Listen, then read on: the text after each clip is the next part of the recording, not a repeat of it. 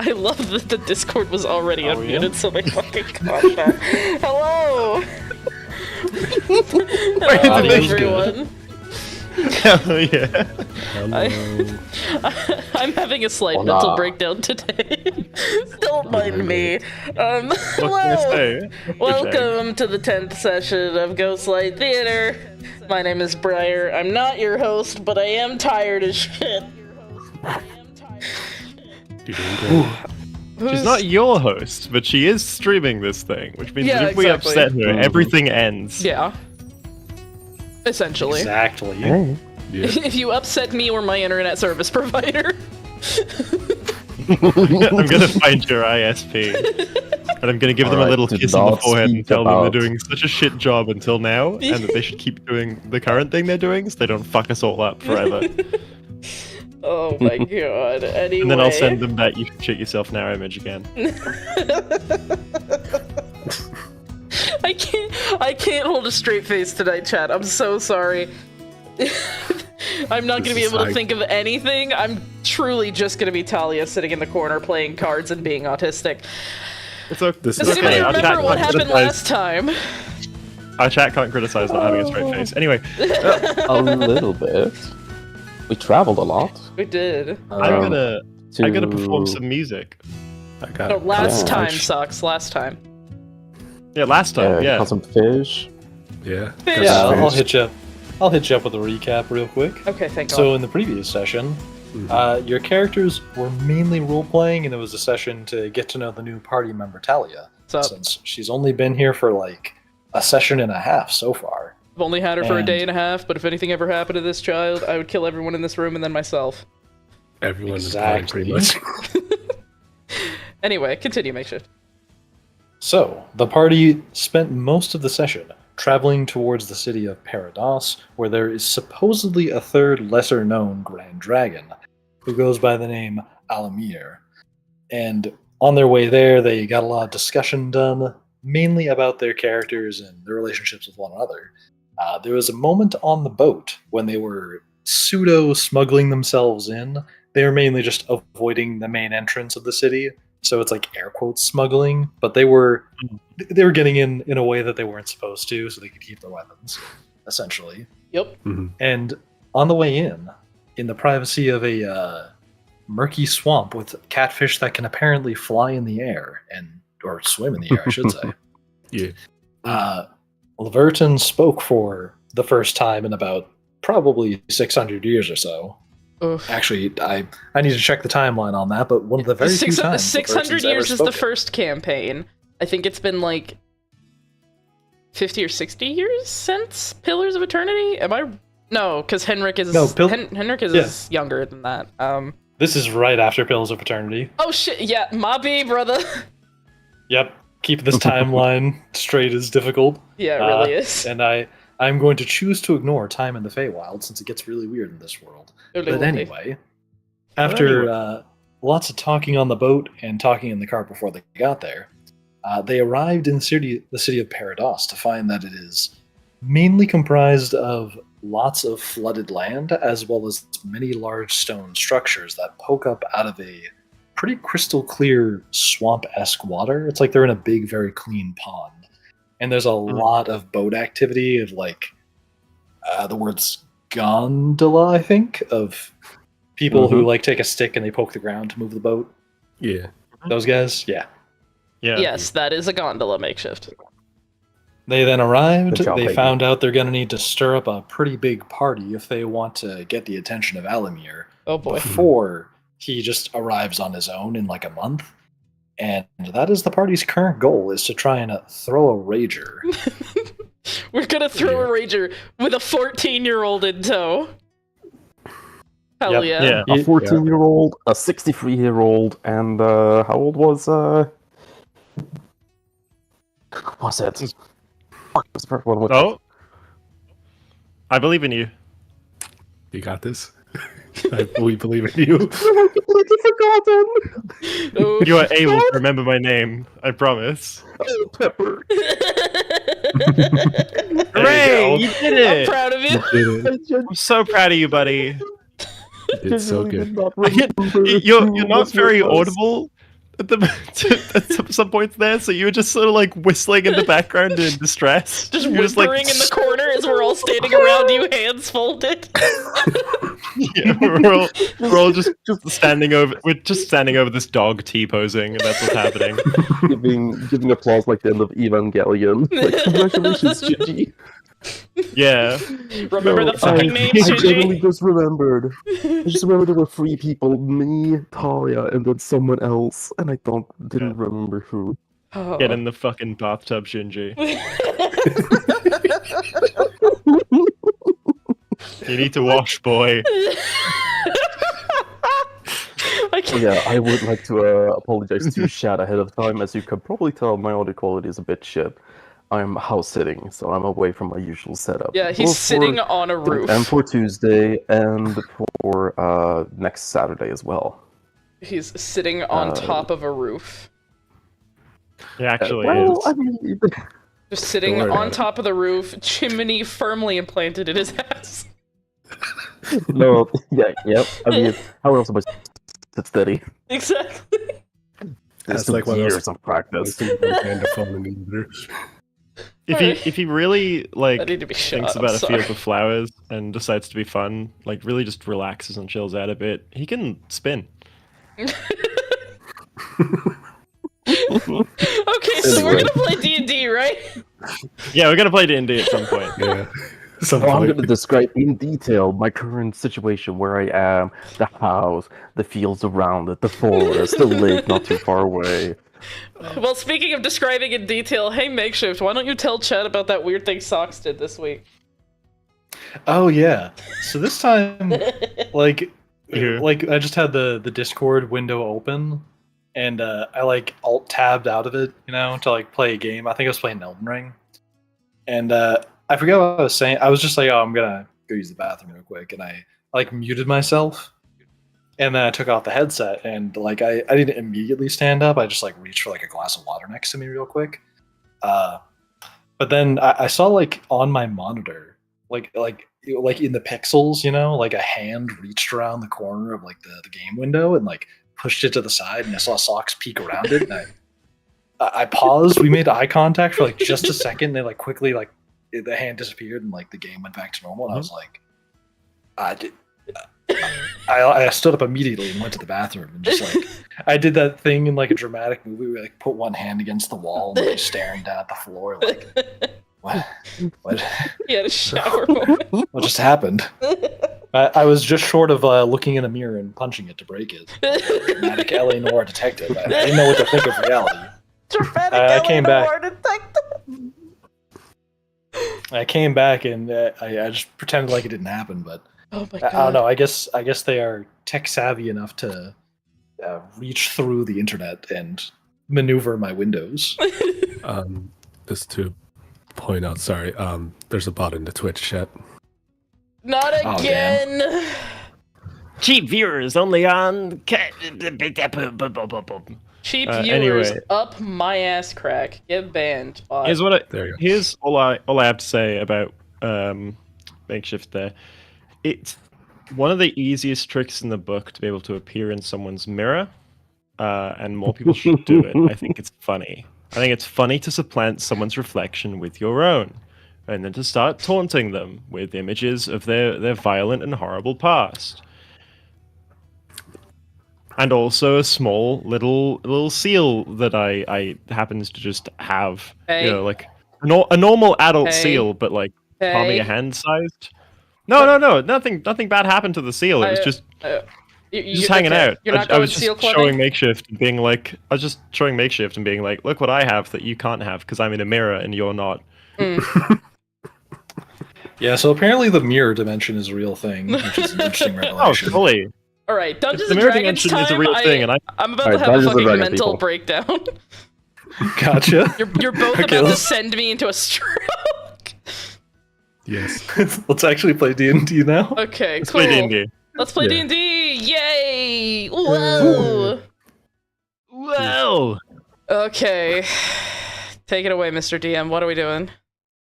Okay, so from what I recall, last session ended with first Pepper had gone to investigate and like spread the word about who could go to a party, where is a good place to hold a party, and so on and so forth. And the rest of the party went, I think, to go talk with the blacksmith briefly, before then thinking, okay, let's go find some supplies. And that's where you guys left off, if I'm not mistaken. You just walked away from the blacksmith. Yeah, the blacksmith that talked to Little John, and then I was like, "Oh God, weird, please don't start a fight over this guy." We haven't confirmed anything yet. So Stinky. You are now. You've left the blacksmith. You can hear him he got back to work on something. He's just smacking away at some piece of metal. What are you doing now that you are walking away from the blacksmith? Well, let's see if we can't find some party supplies. We probably want, drinks, some food, some decorations at least, maybe flowers. A fire for the cold night.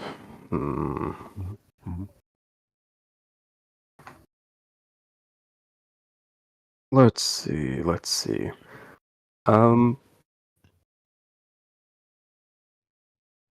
Sharms is just gonna start leading the other two like the father he is.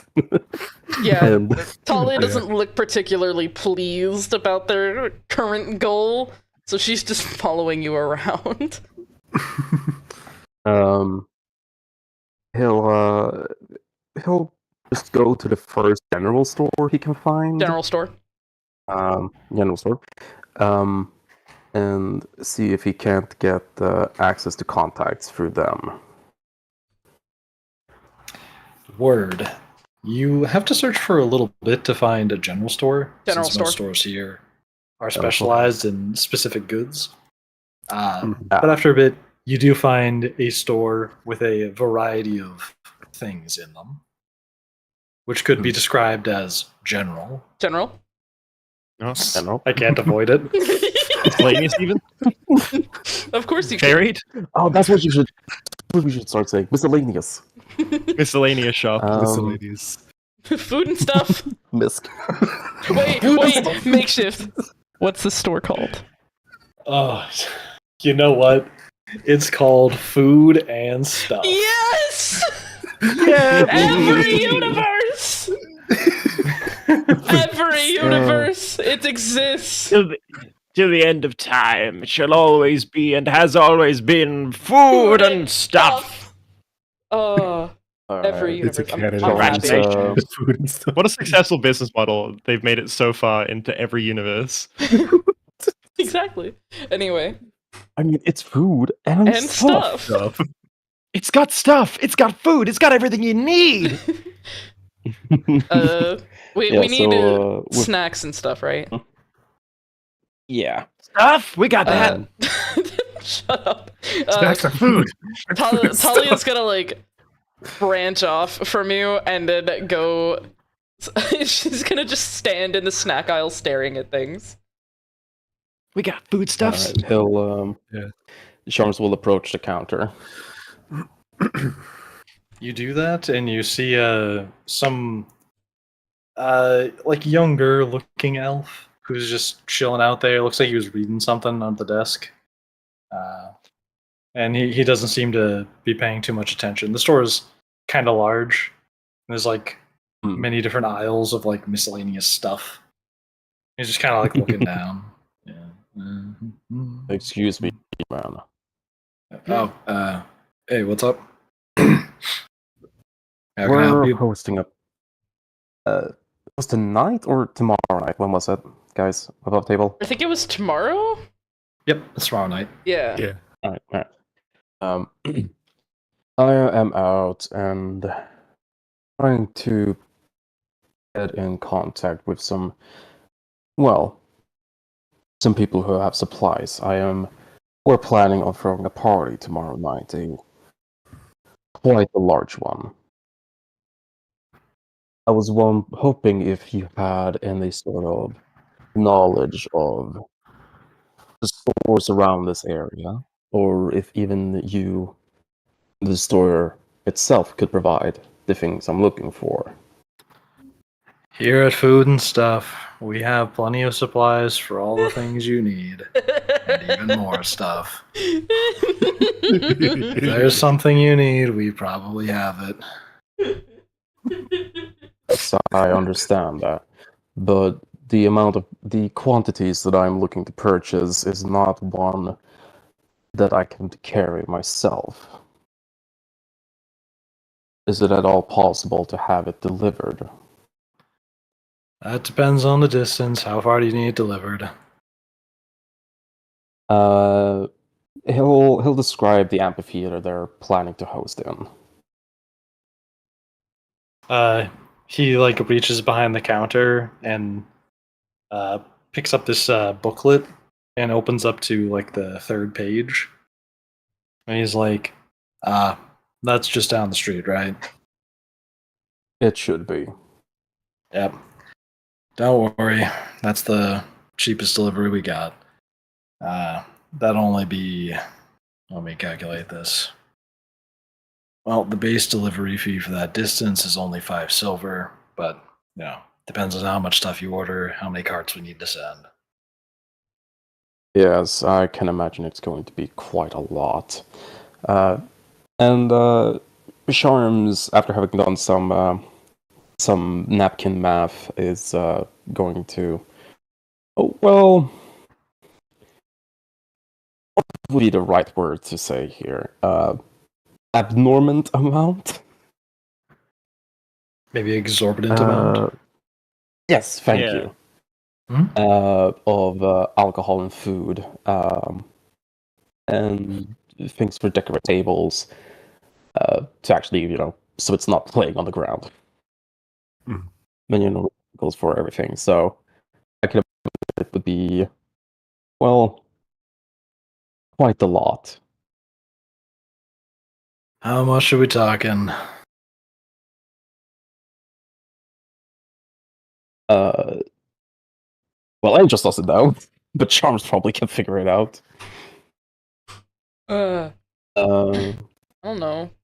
How much? You can. I'm the only German here. You can do a check to determine if you know how much you'd need to bring and what stuff you want to buy to serve this many people. Yeah. I have, I have the idea of how much, what we need, but probably not what specifically we need. You can do a history, insight, or I'd even allow a religion check to determine what stuff is popular in the area. Religion is a good call on that. Yeah. Yeah. The religion parties. I'm gonna ask guidance on myself for this. You never know. Where is it? There it is. Working with a laptop is so much fun. You doing great. Yeah, sure, I'll do religion. Word. Oof. Well done. Jesus is with you. Jesus. Even with a nat 1, you still got kind of a high roll. 8. But you're only... Jesus doesn't love you. You're only able to recall that there isn't really... You can't recall if there is a dominant religion in this area, but you can't recall any cultural practices that are either prohibited or exorbitant or common. Yeah, you might just have to wing it on what stuff is popular. Alright, well, he'll just wing it. He'll maybe lean more towards, more towards fruit, maybe, perhaps, instead of, meat or vegetables. So, not dessert, but fruit. Grapes, apples. Gotcha. And you tell him you want how much of it? You can do an investigation check to figure out how much, or an insight check to figure out how much you might need to buy for the size of the party. Investigation on that one, my buddy. I'll do investigation on that one. You're pretty sure you'll need enough to serve, I don't know, 100 people? snacks for that many. So what, like 1 apple a person, 100 apples would make sense. Maybe a little bit less. Yeah, you get a good ballpark when you think about the numbers, and you're able to report a number you're fairly confident about. All right. Well, he'll keep going through the list of things that we need, following that sort of logic of like be 100, maybe a bit more, maybe a bit less, but aim for like 100 people. He responds, "All right, we could probably fit that much fruit inside just 1 cart, so delivery is still just 7 silver or 5 silver. My bad." Well, that's just the food. We'll also require alcohol and drinking receptacles and tables, and more than just that. So, he'll give him a list of all the things, as I've said now multiple times: tables, mugs, alcohol, and more fruit than just apples. So, If you're gonna be purchasing alcohol, I need to see your ID. looks at him. He looks back at you. Does this minimum wage asshole look like he understands the lawful drinking age of dragonborns? I did just have a thought. They have like a list of like the race and like the age. Oh my is, god! like, okay. Yeah. The age transfer. What about if they're gonna be serving alcohol in a public place? Are there any other concerns that the guy might bring up?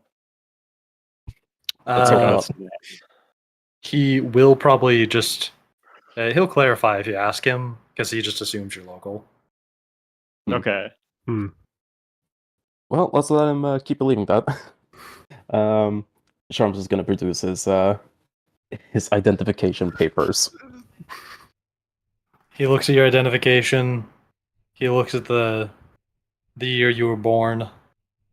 He like looks up at the ceiling for a second in like a confused look and goes, good I'm enough. 63.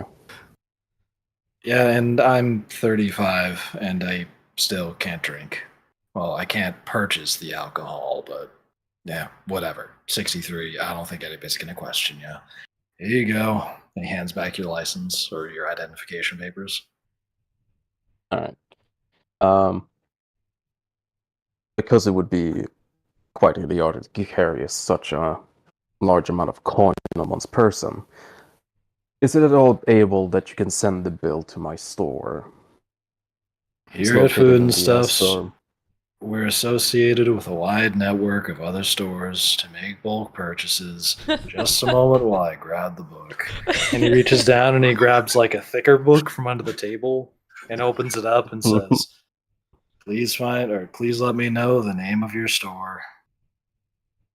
He starts looking for Charms Fine Smithery and Trinkets. I think that's the store I put the two. It's been so long. Yeah, you can see changes every place we go that we mention it. You can see like tabs along the side. There's like a little staircase of like the alphabet that you know, and then there's like 4 other staircases just like that, but the alphabet looks different than you recognize. Although you can recognize one of them as Draconic, and you assume the other one's probably Elvish, and maybe Dwarvish is the 4th. But multiple like spellings, but like Common is the one that seems to be the initial like neat looking staircase. And when you flip to the chapter that should have yours after searching for just a second, you do find it listed, clearly printed as yours. And you're in the network. He'll spin the book around and hold his finger to it. That store is mine. Gotcha. And just let me see some identification that you are the owner.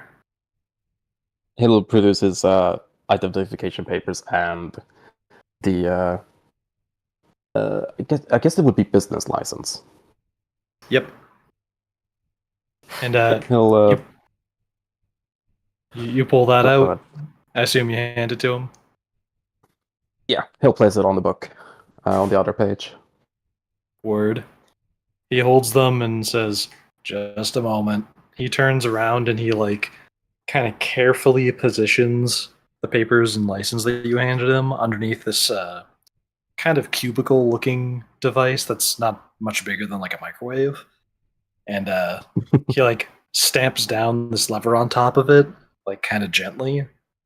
And as it lifts back up, you can see this kind of glowy bits of blue light flicker off of it. And he then pulls out a piece of paper that seems to have copied it. All right. Now that I have my copy, here's yours back. And he hands them to you. Thank you. Okay. I have the list of your supplies. It'll be shipped at what date and time?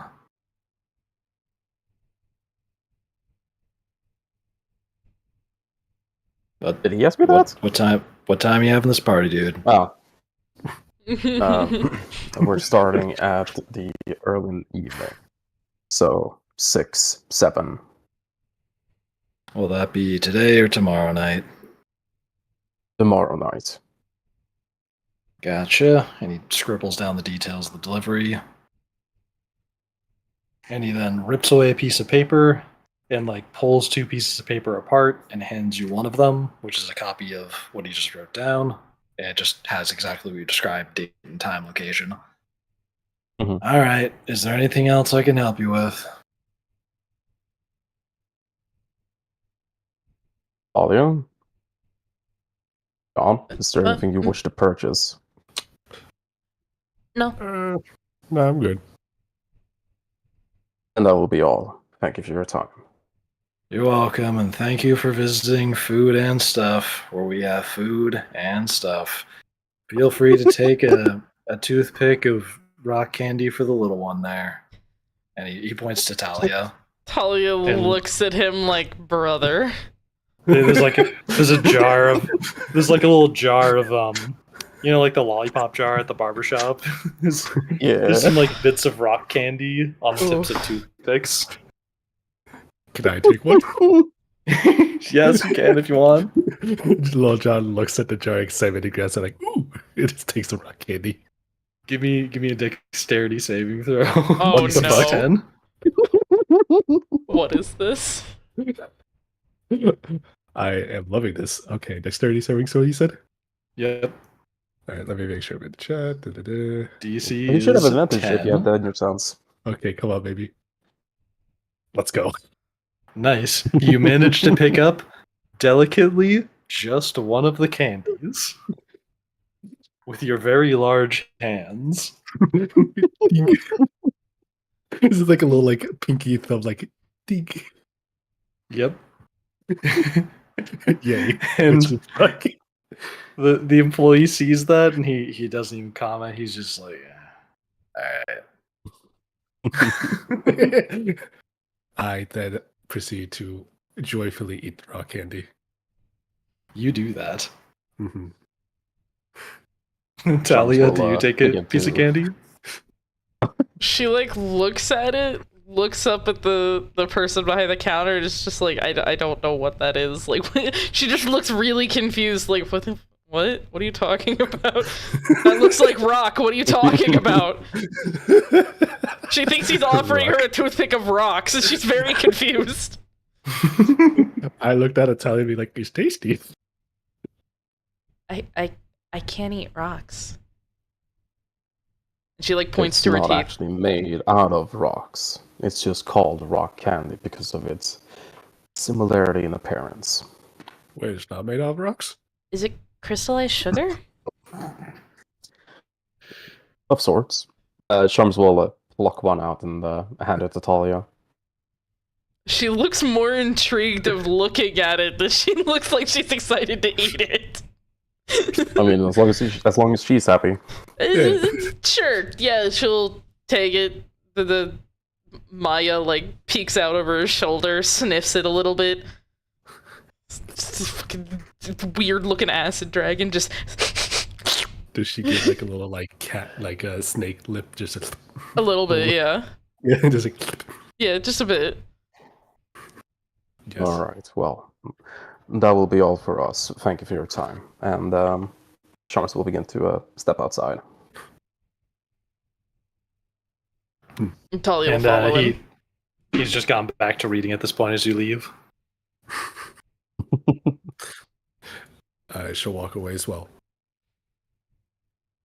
You do that. Chalmers will comment as everyone has stepped outside and the doors are closed. How unfortunate how the youth gets forced into the family business sometimes. Yeah, I think you did a good job. They It's look like they were not if very did a tired. good- They look tired. Yes, it's not a matter if they did a good job or not. I'm sure they are more than capable to run a store. It's more of what they want to do. And they clearly don't want that. Fair. Dog continues eating the rock candy, crunching and everything. It's Talia like kind of flinches at the sound of the crunching and just moves to the other side of Charles. Like I'm not gonna stand near that. like it just sounds like a reminded of how Yes. Sharks gets reminded of how sorry. Sharms gets reminded of how it sounds when you break a bone when he hears that sound. Like a nice crunch. It's like Yep. The forearm. Wait, do you say that out loud? He thinks it to himself. Okay. I was about to be like, God damn, she can't stand near either one of you, can't she? you either got a rock eater or a bone breaker. What do you choose? Rock eater, bone breaker. I choose neither. I'll walk in front. Oh god. Talia like tries the like the rock candy. Like kind of looks a little disgusted at how sweet it is and just gives it to Maya. Oh. And the dragon starts munching down on it like ah. Well done. With that secured, we should find a inn for the night. Should be our next step. Mm-hmm. Because we haven't actually done that, right, guys? Right? I'm not just I don't remember everything about this campaign. Oh, didn't we find like one that's like next to the water? Or did I... Oh yeah, we did. Yeah. There was a bakery next to the water. Oh right. As well as the blacksmith. Oh. Yeah, it had like a water wheel in it. Oh, okay. The inn or the blacksmith? So I don't think we have found. Yes. The last. One of them. There was a bakery that had a water wheel in it. That was kind of its cool. gimmick. So it was not the blacksmith. the inn. Okay, we do have to find an inn. Okay, cool. Okay. Yes. I think you did find an inn last session. And Henrik and Leverton have been in it. Oh, that's right. That's where right. the two antisocial nerds are. Okay. That's what I was thinking of. Like, wait, we did find it in. I remember like distinctly. I was talking about like, oh, it has a nice like river view. Yeah. Okay. Okay. So I am forgetting everything. Old man. Menche is setting it ready. Whoopsie. Whoopsie daisy. Anyway. Yeah. So where are you all off to now that you've gotten food and stuff scheduled to come to the party? What time is it? It can be like later than midday. Yeah, it's only about like 2 p.m., 1 p.m. right now. It's yeah, basically right around noon. Okay. Was Pepper still with them when they left to go get supplies? Because I don't remember. No, I don't think so. Yeah. Pepper went to go do their own thing, which was talk with people to see where the party's at or where's a good place to have a party. Which to, like, good time? establish that. A good time to switch over to your character if you've been doing anything during the segment of time. She's kind of been wandering, just around the city and whatnot, having a look at trinkets, trying to get a suss out of the local culture, cuisine, that sort of stuff. But she's kind of seeing things as she does, families out on the day and having a nice time. And she thinks of home. It kind of makes her think of Marlin too. This friend that she made that never really got the chance to go home.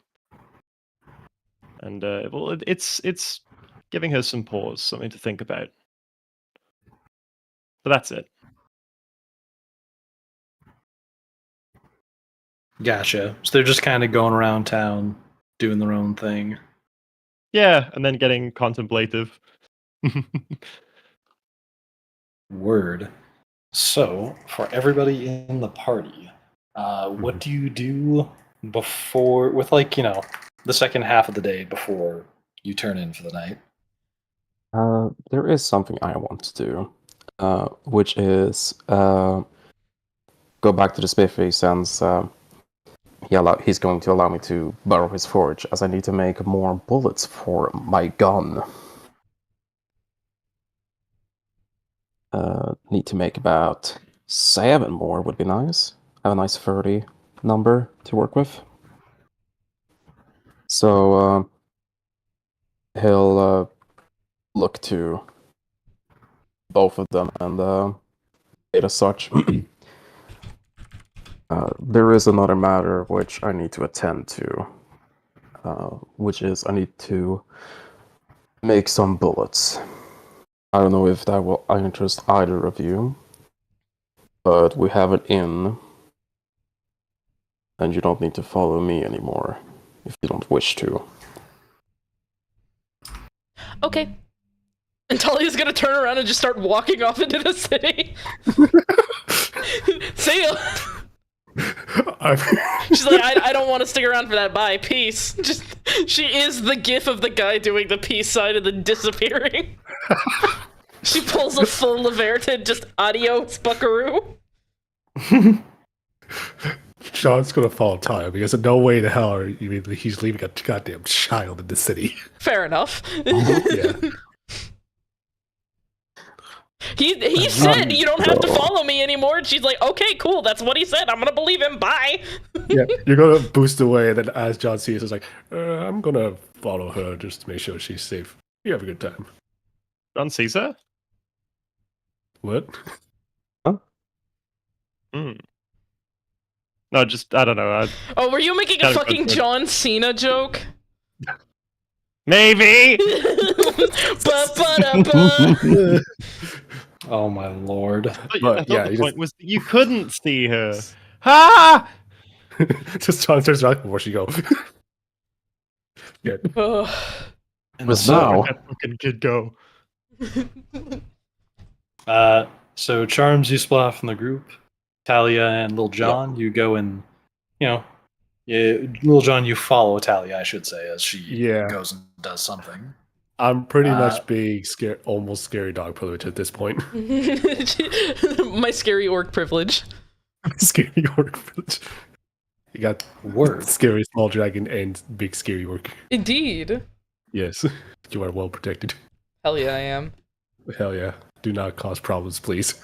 Oh, no, she won't. I cannot promise anything about Maya. Okay. Mind you, I still have the fish around my waist. Hell yeah, you're walking around with fish. Yeah. Oh yeah. Fish. I still have the fish. Fish. So Group A is Charms. I'll say, let's start with Charms. So, you're going around. You said you were looking to make bullets, right? Yeah. We already talked to the other I already talked to the other blacksmith, and he would allow me to borrow his forge. And I'll purchase the materials from him as needed. And since I have my own tools, I don't need to. Oh my god. Jesus. Yeah, your audio. Sorry about that. Sorry about that. My thing almost went out. And that's my jorts. As I said, we already talked to the blacksmith. I'll buy the materials from him and borrow his forge, but I already have the tools, so I don't need to borrow anything more but the forge and buy supplies from him. Yeah, I can just, if you want, I can just say like you go to the forge, you spend the rest of the day making more ammunition. Yeah. It says here that it costs 3 gold pieces for 10 bullets. Could I convince him to bring that down to like half, since I only need to supply some forge from him? Are you looking at official booklets for that price? Yes, this is official booklets. Yeah, a bullet in this world does not cost that much. It costs way less. Okay. It's like silver instead in this world. Okay. So maybe I need to think of a good metric. Like I want to say like 50 gold to 100 gold could buy most small family houses. Mm. Like that range is like buy a house range. Oh, okay. Oh. So like, damn, I wish that was the real world. Yeah, I mean that much gold coins actually probably would. Gold's worth a lot, but anyway, yeah, bullets are just like cost silver. It's not that expensive. Okay. So maybe like Town has got those bullet vending machines. Like 6 silver then? Yeah, just 6 silver. Then I'll hand over 6 silver and borrow his forge when he has the time to let me borrow it. Nice. Still has his stuff he needs to do, so. Yeah, you swing by, you see he's like finishing up on some like blade he's working on. And then as he sees you arrive, he just kind of calls it a day there and lets you take hold of everything. Alright. Off with the nice red coat, off with the nice white shirt. Time to work. Oh? Time to time to do the photo shoot for the calendar. Oh, whoa. I've got cameras! Yeah, pretty much. This is how Charles makes his real money. Oh. Want to tame this dragon? Be part of my horde.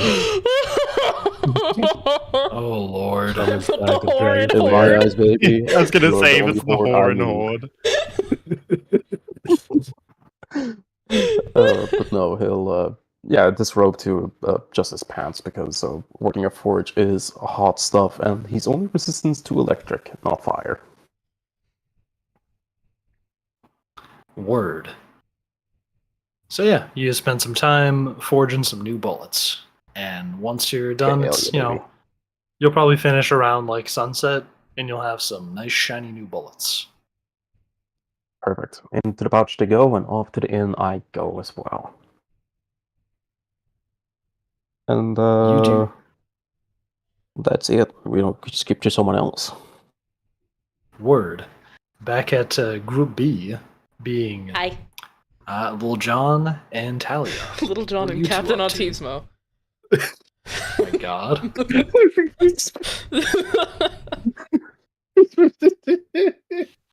God damn it. You were saying something, Makeshift? Yeah, what are you two up to? Talia's whole thing is dragons, right? And they're trying to get the attention of a bard dragon. So, she wants to find out more about this bard dragon. Where would be the best place to go to find out more about this specific dragon? Because this isn't like Alderic, where he's the mayor, so she can't just like walk up to the like town hall and be like, "Hey, yo, tell me all about your mayor, please."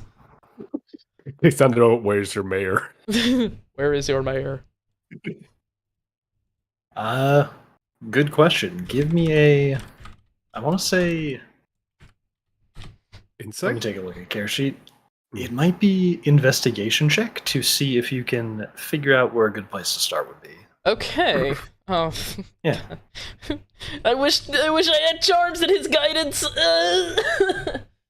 Oh god. I feel like you should get advantage Sucks because to this suck. is involved dragons. And you would some activities. I mean, it's true. Makeshift.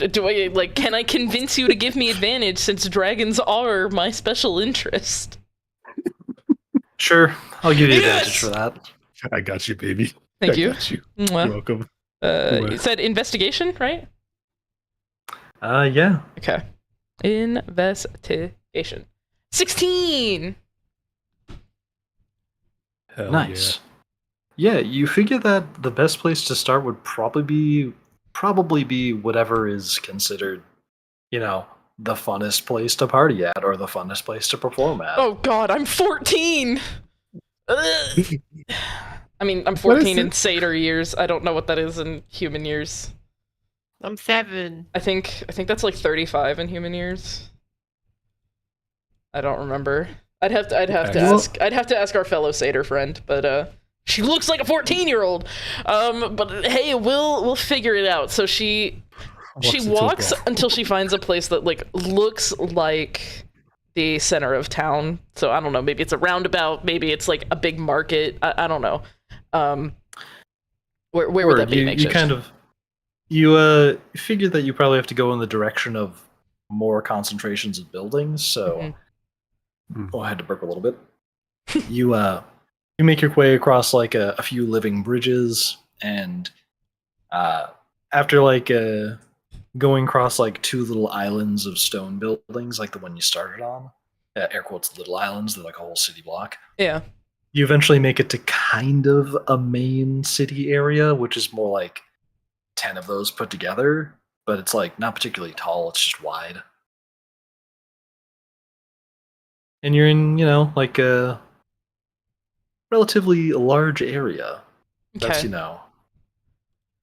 got a lot of people meandering about, every shape and size and species of humanoid you can imagine, aside from like, I don't know, like mind flayers or something. Okay. Is wandering about, going about their daily business. So she's gonna kind of not stand in the direct center because there's, I don't know, probably like a statue or a fountain, but she's gonna stand near the center of this like main area, and she's just gonna listen for a bit and like let her ears do some work, listen into some conversations. She's going full Sherlock into that like autism mind palace. She's in the discombobulated. She does the like I don't know if any other autistic people have this like superpower or whatever it is, but like she like hones in on specific conversations that she can hear, and she just focuses on one, focuses on another, listens, tries to deduce, and then she turns to Little John. So if we want to find out more about Alamir, we should probably not go towards any government buildings or libraries, since that's not what he specializes in. We might want to go towards some place that is fun to party or fun to perform. So, from what I can tell, that might be... It's going to be an entertainment district, probably a very well-maintained one. Maybe... And she'll look around... Like, I don't know, watch... Is there anyone, like, with musical instruments going in certain directions? As you glance around, you do notice a few people holding cases, and you see, like, one or two people with what looks to be a pan flute. But aside from that, it looks like people aren't just, like, openly carrying around instruments right now, specifically. Fair. That's fair. Just gonna watch them for a second. Probably that way, and she'll point in direction where she thinks the entertainment district might be. John follows. If you go there, you will find Pepper. Hell yeah, cool, we're gonna find Pepper. we'll run back into you. And Talia's gonna head that way, like, without even saying anything to Little John. She's just gonna turn and start walking again. Yeah. Like you're gonna need a leash for this child at some point, because she's just gonna start walking. I'm very tempted to be like, hey, can we... just like, grabs it by the collar. Okay, now walk. I feel like Little John could easily pick you up, just like nope, like grab you like a cat. It's just like nope. I wouldn't touch her. Just a warning. I wouldn't touch her. I know the tism is spiking. Yeah, the tism is spicy indeed. I'll just follow along and just be like fuck. Like bodyguard, like. Yeah, she'll walk towards the entertainment district and just start looking around for like any sign of a dragon. Any, like, I don't know, a scale, a slight sniff of dragon. She wants to know the scaly dragon. Oh my god. Not in that way. Just imagine her sniffing the air, just like... Yeah, she'll sniff the air. She's trying to see if she can smell, like, either, like, electricity or fire or acid or just, like, something that would be out of place that'd be like, hey, that's a dragon breath weapon, baby. Yeah, that would not be Talia, that would be Malin. Yes. Malin would be the dragon fucker. However, Talia's not the dragon fucker. She is the dragon scholar. Scholar, I hardly know her. Anyway, makeshift. Yeah. Give me a perception check with both you and your dragon Maya. Okay. I have to find Maya's thing real quick. Hold on. Maya. There she is. My baby. Okay, so perception is... Oh, I have a +6 to perception. Let's fucking go. Perception, 24, baby! And then perception is wisdom, so here's Maya's... Maya got a 21, baby! Y'all Let's go! That's what I've been waiting for! That's what this is all about. So, as you're looking around, Maya gets their attention caught by something coming from, like, down the street. Is it alright if I take control of them and say they scamper off briefly? Absolutely, yes. Word. You see them scamper down the street in the direction that they seem to have noticed something. Like, they kind of understand what you were looking for and scampered in that direction. She'll be a bit confused for a second and, like, try to reach out and grab her. Maya just slips through her fingers. And so Talia bolts after Maya, like, hooves clacking on the road. And she's using that satyr speed. Like, she'll hop on boxes if she has to like, follow Maya. Just out of curiosity, what's your speed? 35. I'm 30. Yeah. I'm desperately trying to catch up to you. Just like... This lithe little satyr, who, by the way, y'all were told is sick all the time, and this bitch is just booking it. Like, never had lung problems in her life.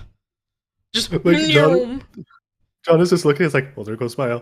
there goes Maya. There goes Talia. Oh, fuck! It's like when a child runs off, you're just like full sprinting, just like... Exactly. Meanwhile, as you all full sprint towards Maya, and the Congo line of accountability, trying to keep track of each other. Congo line of accountability. Pepper, you said you were going to be in the entertainment district. Am I correct? I'm trying to find as many entertainers as possible and as many of the like cool and popular people here to come to this party tomorrow and to like, you know, maybe do a performance who's willing to chip in, be it for pay, be it not. Which does bring me to the question, would I, in doing that, have any chance of stumbling upon said dragon too? Not necessarily by intent, but because I'm looking as hard as I can for anyone. I guess technically there is a chance to stumble on them just by virtue of they live here. Live here. Hang on, let me take a look at the checks you can do. It would be a investigation check again, but this one's at disadvantage because it's like this is literally a needle in the haystack situation. Okay. Well, I just rolled a 10 total. Okay, a 10 and a dirty 20, so yeah, no, 10 it is. All right. As you're wandering around through the busier parts of this entertainment district, you've also gone to like that same... It's pretty obviously a biggest chunk of city. Just visually, it's very easy to spot from like multiple kilometers away. Yeah. And as you're, wandering around, you see the sights and the sounds of, again, wild variety of people, all kinds of various textiles and products being sold on the street curb, as well as, various businesses with flashy, colorful signs. Well, air quotes flashy, they aren't actually flashing with light like a neon sign, but, You get the idea. And as you're wandering around, you run into like a tan skin, kind of like indigenous American tan skin looking individual. And they're pretty tall. And it seems like they're eating something. Like they're just like wandering around with a fruit. And they have this outfit on that's they kind of got the drip going on. Like they look like they were at a party recently, or they were going to a party. Like they give off that vibe. That sick club fit. Yeah. Okay. Hey, hi. Just wanted to pop by and say hi. My name's Pepper. There's a party going on in the auditorium tomorrow. I'm trying to run the entertainment stuff like that for it. You wouldn't happen to be a performer by any chance, would you? As you're talking to them, they like glance down at you with this slightly curious look. And then you're 3'6". Yeah, this dude looks pretty darn tall. They're like 6'5", but they look they're probably human. Like they look like they might have had like a Goliath ancestor just because they're kind of oddly tall. But they do look they look like they're just a tan-skinned human. And they give you a pleasant smile, and they like look down towards you and go, "My, if you don't mind me saying, your wings are absolutely lovely." Oh, well, thank you very much. Now tell me and these. Ah, lovely. Now tell me, will you be at this party? Oh, I shall. I'm a bard myself, after all. That'd be a miss if I didn't perform at my own event, wouldn't I? Ah, so you're looking for a dance partner, I presume? Oh, maybe at some point in the evening, but mostly what I'm looking for is just people who I think could bring the right vibe. And you see like energy, even. You see like a big grin come across their faces. They're like, parties for the sake of parties. Why not? I didn't have anything else planned. I'll be there. Oh, fantastic. By the way, is there anywhere that I could, do you know of any open mics or anywhere that they'd be willing to let me perform for tonight? I'm just looking to get a little bit of extra change. Just to cover dinner fees, what have you, for tonight. I know that there's one called the Purple Serpent. That should have an open mic tonight. The audience is usually quite nice. Fantastic. Thank you very much. I'll see you tomorrow. And you as well. Pardon me, do you know those individuals? And he points behind you. Yes, I do. And you see Maya the Dragon scamper through a crowd as close behind them is Talia and Little John. I call out, Maya! Maya! To try and grab her attention and like see if she'll come towards me. Do they do that, Briar? Yeah, no. Maya will like stop and kind of like sit back on their back legs like a meerkat. Like turn her head, see Pepper, and just beeline right for her, and just dunk, dunk, dunk, dunk, and just jump onto Pepper's chest. Pepper like puts out her arms to catch her and just still takes it to the rib cage. Gets a little bit winded. Wait, hold on. I got this. Hold on. Just there you go. That's a 7. That's a 7 in strength. Oh, you want me to do a strength check against it? Okay. I mean, you can if you want to. I just wanted to see like with what kind of force she plummets into your sternum. Hold on, let's see. I want to see this. Okay, hang on one moment. Yeah. I'm realizing that my Roll20 wasn't open. Yeah. Alrighty, strength check. Please. It's a flat plus 20. Uh-huh. So it's a flat plus 0. Mm-hmm. Let's frickin' go. D20 flat, D20. baby. Oh! Oh my god! Makeshift. Oh no. So Maya very excitedly Oh, I just bumped my desk with my phone. Whoopsie. Ouchie. Just excitedly tackles into you like a dog that does not know its own strength. And you're pushed backwards slightly into like you feel like some rather large hands like support your back, and you assume it's probably that dude you were just talking to. Yeah. There we go. Hey, Maya. As Pepper sort of sits up, she like lets Maya get on her shoulder. Maya like crawls up onto Pepper's shoulder, kind of stops for a moment, turns to the guy, sniffs him a little bit, does like the little lizard tongue thing, and then turns back to Pepper and just starts like rubbing her head and her horns up against Pepper's face. Oh. Hey, there you go. What are you running for? As she's like saying this calmly to Maya while she's like waving down the other two. Yeah, Talia will like catch up, stop in front of you, put both hands on her knees, and breathe a little heavy. Sorry about that. I'm Maya, and she'll like reach out and like pull Maya off your shoulder. Maya she holds her like you hold a cat in long mode, just right under the front arms. Really, running like that? God darn it! And she like puts Talia around her neck, or not Talia. She puts Maya around her neck, and Maya just kind of like sits on Talia's shoulders, eyes in two different directions, tongue out, just like meh, you know. Yes. Looking like a goofy little cat. John arrives as well, like giving that like, you know, those like kind of run where like after you've seen people do like a marathon, they're like that like drag foot kind of run. Yeah. Cast like like says this. Run off. Again. Talia would like turn around, look at him, and go, "Sorry." This is, you hear him wheezing, just like.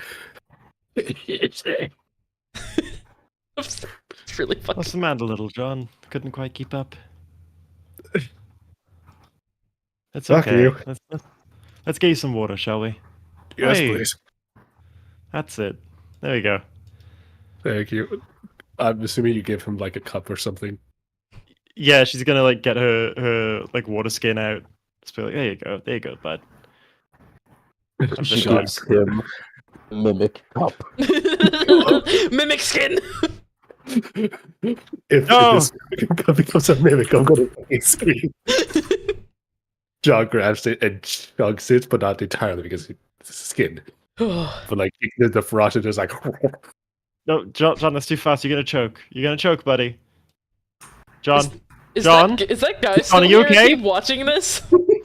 Yes, he's just like smiling down at all of this, thinking it looks kind of goofy. This is funny. John stops here. He's like,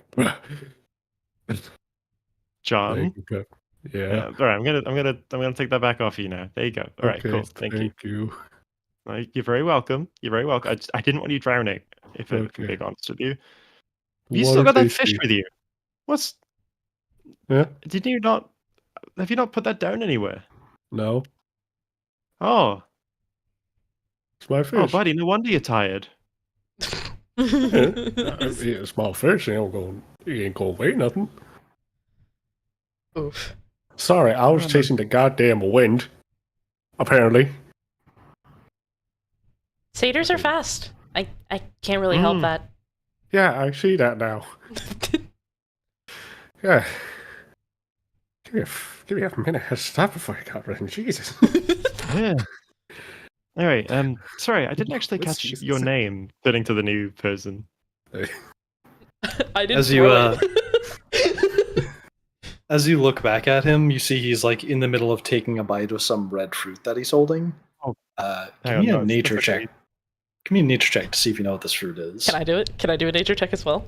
Smiles. Yeah, you can all do a nature check. That is the wrong. I hit 6. I got a nat 20. Accidental advantage, but it was both 6. Oh, Pepper. I got a nat 20. I got 22. You I did. can see what the fuck is going on. Pepper and Little John You both immediately realize that the thing he's eating isn't something like an apple, like you might have suspected. It's actually a pomegranate that he's snipping away pieces of, and he's putting like the scraps of it inside of like a little like leather bag he has on his hip.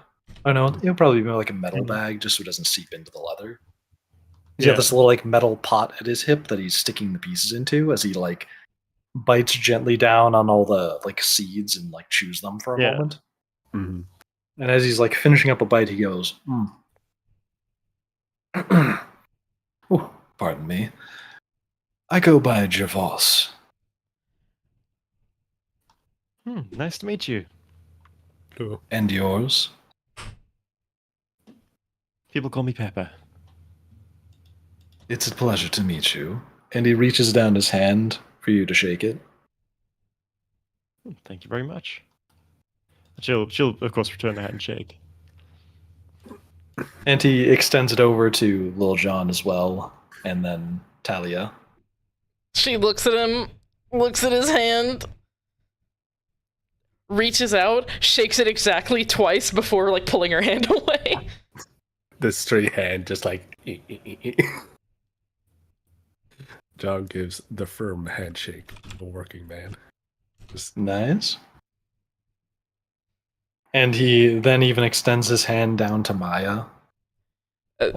Maya will like stop looking like a little goofball, like turn both and just look at him for a second, reaches out, sniffs it, looks back up at him, and then just licks his hand. Just oh goodness. Oh, how charming. Sorry, she does that. And just Talia will like push like Maya's chin underneath. Like you know how you gotta push a dog's face away sometimes? She does that. Pepper's gonna give Talia a little bit of side eye like she does. Just Talia gives you side eye back like go with it. And he goes, not to worry. Manners aren't exactly the kind of thing kept inside our souls, after all. We have to learn them. And for most, it's quite a bit more difficult than the humanoid species. I think she's just kind of stupid. Like Talia says it with such a straight face. Okay, just chuckling. hang on. You say our souls, and that's one thing. You know, that can mean anyone. Then the humanoid species? You're looking pretty humanoid yourself, at least for now. Indeed, that is what you're looking at, after all. What I mean is, most humanoid species are generally intelligent. Well, something like a dog can be loving, but they aren't going to write a book. I don't know, I've known a few interesting dogs in my time. But fair enough. It's a good thing you don't have to write a book to be a good person. Or dragon. And she just kind of like pats Maya's head.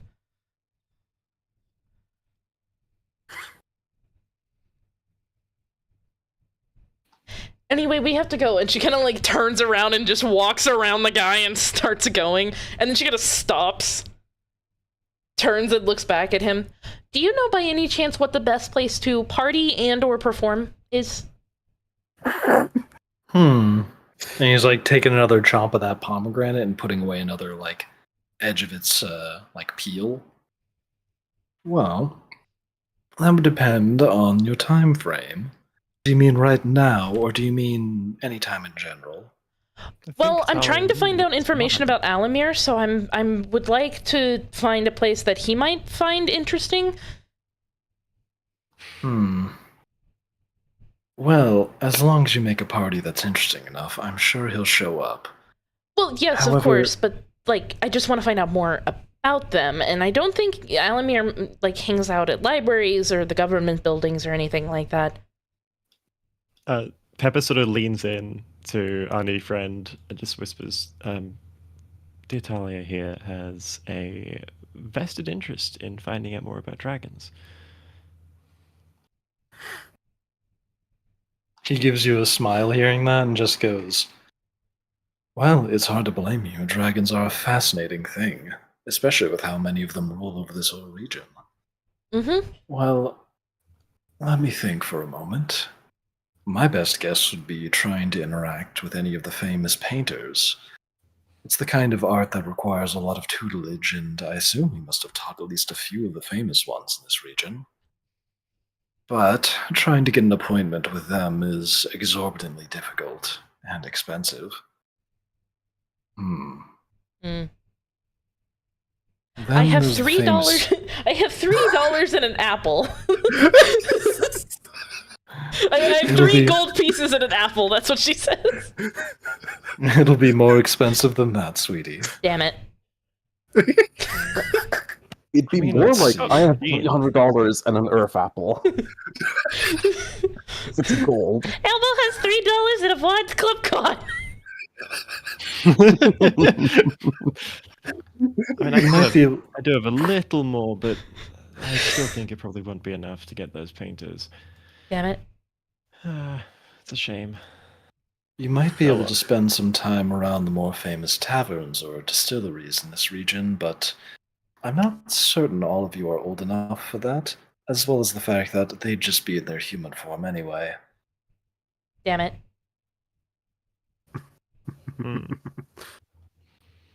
Well, that said, I have to go do some performing anyway today, so I may as well do a grand tour, mightn't we?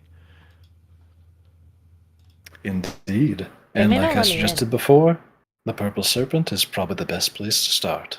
On short notice, at least. Lovely then. I guess I'll take that advice. Are we all ready to head off? Mm-hmm. Yeah. Please, no running, please. We'll do our best, Little John. We'll do our best. Okay. Thank you. He, as he turns and you all leave, he gives you like a finger wiggle goodbye, and he's like, "Ta-ta," as you know. Oh, he does the little, the West Hollywood goodbye. Hey. Thank you very much. Bye. If only I had a functioning gaydar. And he's taking another bite of that pomegranate. Pepper has a functioning gaydar. What's it doing right now? That's why she approached. He was like, you seem cool, and by cool I mean gay. By cool I mean queer. Come here. All of the best artists. I mean, all of them. It is cool to be queer. Yeah, it is. It's very cool. It's very cool. Anyway. That's why I'm the coolest. Same. Anyway. Hell yeah.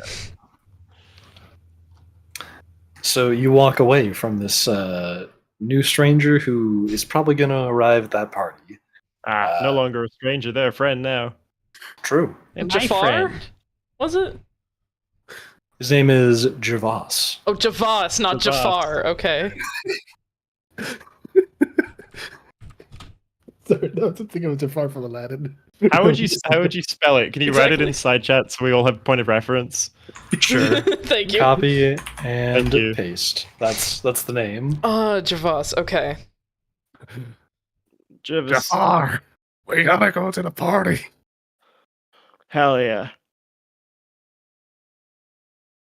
Now I'm picturing the name that bird's voice.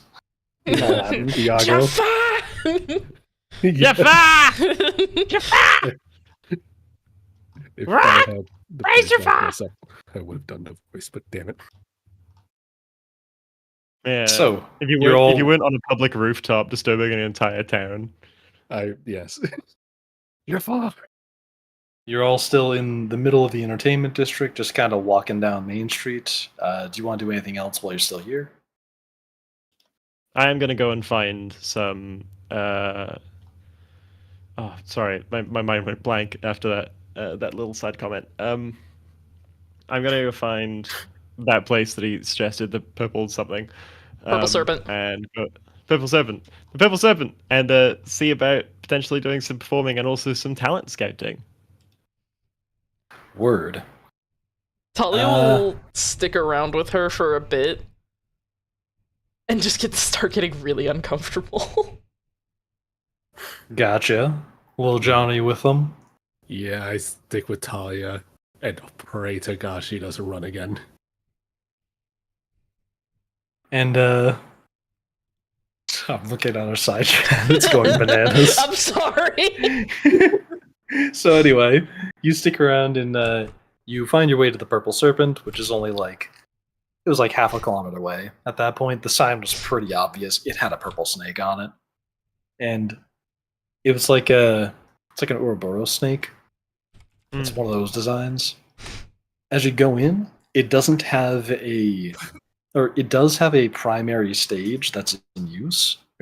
My bad. It does have a primary stage in like a dining area, but it looks like the primary stage isn't in use.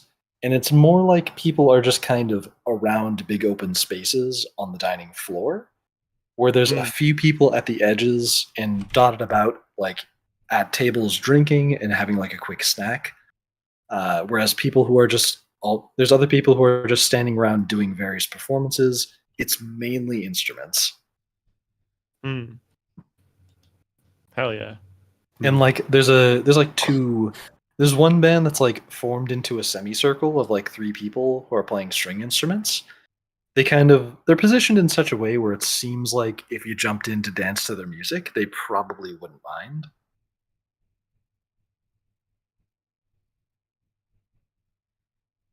Talia's gonna take one look around this place. Make not a disgusted face, but more like a like, oh, I don't want to be in here. I'm just gonna, and she's gonna turn around and like slip underneath Little John and just leave. And she's gonna go ahead and head back to the inn. Like, you know what? Never mind. I was wrong. I'm out of my element. Fuck it. I'm just gonna wait for the party. Like, I don't want to do this. Oh yeah. Talia, before you go, What? can we talk later? How later? Just be it later tonight, be it tomorrow. Just I have a private chat that I'd like to have. We can talk back at the inn. Yeah, cool. Thank you. Don't let me keep you though. Please go rest. Go recover. And she'll just, as she was doing, duck underneath Little John's arm and just. She's not gonna neume, but she's just gonna like, okay, nope, bye bye. John goes to Pepper. You okay by yourself? I don't want Talia running on the streets on her own. What was that? Are you okay by yourself? Because I don't want Talia going, walking around the streets on her own. No, she's going back home. She's going back to the inn rather. I trust her. She found her way from her town to here, or to the last city rather. She's doing okay. Fair. But, you never know. Alright, I guess she'll be fine. Do not have her get fucking mugged, Square Man. Yeah, don't you dare. I didn't plan on it. Okay, just checking. I will appear in your home with a Don't pipe have her get bomb. rocoed either.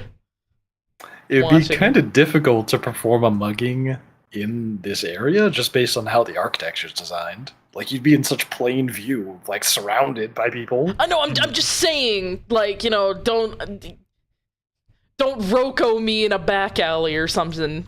Just let me go home. Oh my god! Yes, you just gonna roko you in the front alley. you make your way back, and you see Little John's in tow. You make your way back to the inn. Okay. Just the path that you came. It wasn't too hard to figure out. Yeah, she'll go back to the inn, and I'm assuming we got rooms already, so she's just gonna go up to one of them and then just recharge that social battery. Hell yeah. Hell You do that.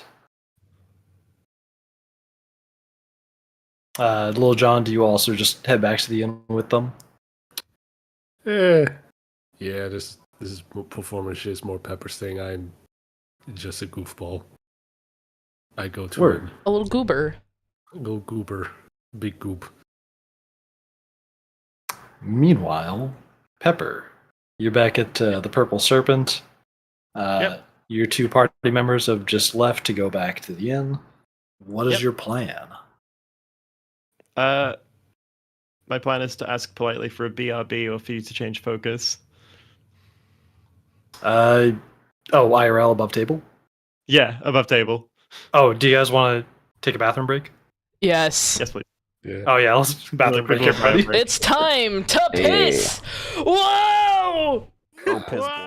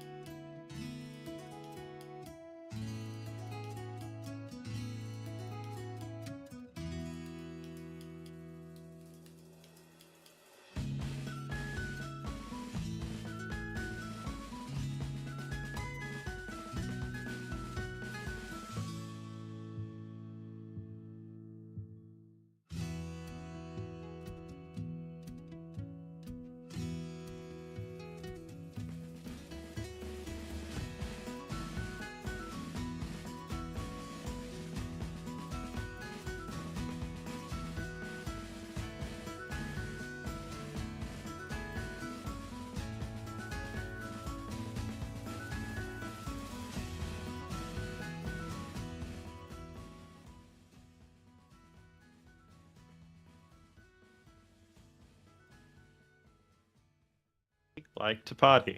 We do like to party. We like Anyway, to welcome party. back to Ghostlight Theatre. I'm gonna just hand this directly over to Makeshift before somebody says anything stupid. Oh boy, but that's this entire show. Yeah, to be fair, it is. That's Anyway. insane.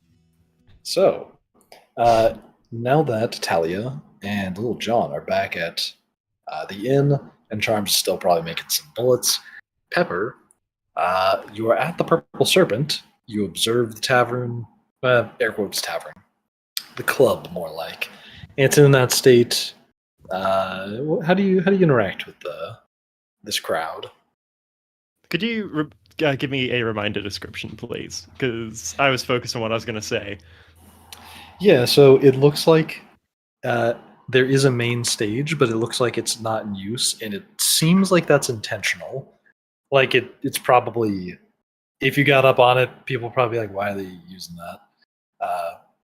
But there does seem to be a few tables here and there for people to eat and drink, but it's mainly that there's big open spaces on the floor where there's a musician here and there, and there's one band that seems to be a group of 3 playing string instruments. And they're in like a semicircle, and there's a noteworthy group of people watching them just to like listen and drink a little bit. Hell yeah. I'm gonna.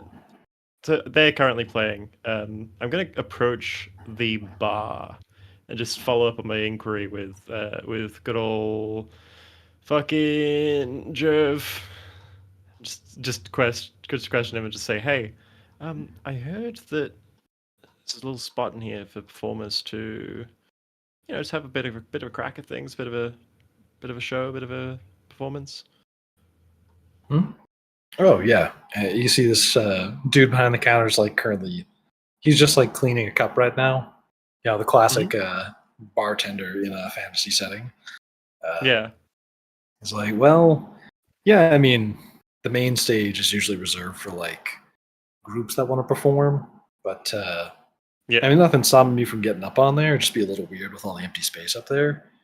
And he like glances around, but plenty of people will just like start dancing, usually just like some traditional thing, like where it's this dance where they like click their heel against the ground and then click their toe behind them, and it's they have fun with it, but it's not my thing. But sometimes you'll see somebody who's pretty good at dancing and they'll have the whole room enthralled. So yeah, I mean, you could just find an open space in the ground, start dancing, and that people start dancing along probably.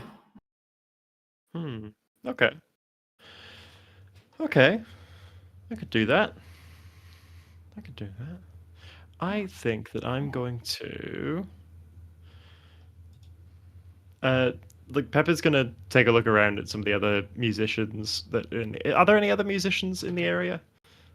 Like, just in the group? There was the trio playing the string instruments. There also looks to be one person with a pan flute over on like the far side of the room. They're all kind of keeping their distance so that their music doesn't interfere with each other, and they're not too loud. And there's like one person near to like the middle of the room. He's got like it seems like some sort of drum or tambourine. Or no, he's probably playing like some bongos. He has like an extra drum that's like a little longer in the middle, and he's tapping away at that. And there seems like there's already a few people standing around him, just kind of like, doing that like standing dance thing where they like bob side to side a little bit, just like with the rhythm. Okay, cool. Pepper's going to find a similarly sort of set aside spot and just start to play a gentle little melody to warm up. It's going to sort of, just get her flow, find her place in her music, maybe play a couple of her warm up songs that she might know before settling in and actually getting into, the full breadth of the performance that she wants to achieve. She's not going as loud as she will the next day, but to say that it's not being used for a little bit of practice, a little bit of a trial run for the set would be false. She's beta testing it, if you will. As you do some of your warm-ups, you see that from the various tables of people who are just kind of like chatting about whatever, they're doing this thing where they kind of like glance over at your performance, and it seems like it's catching their attention.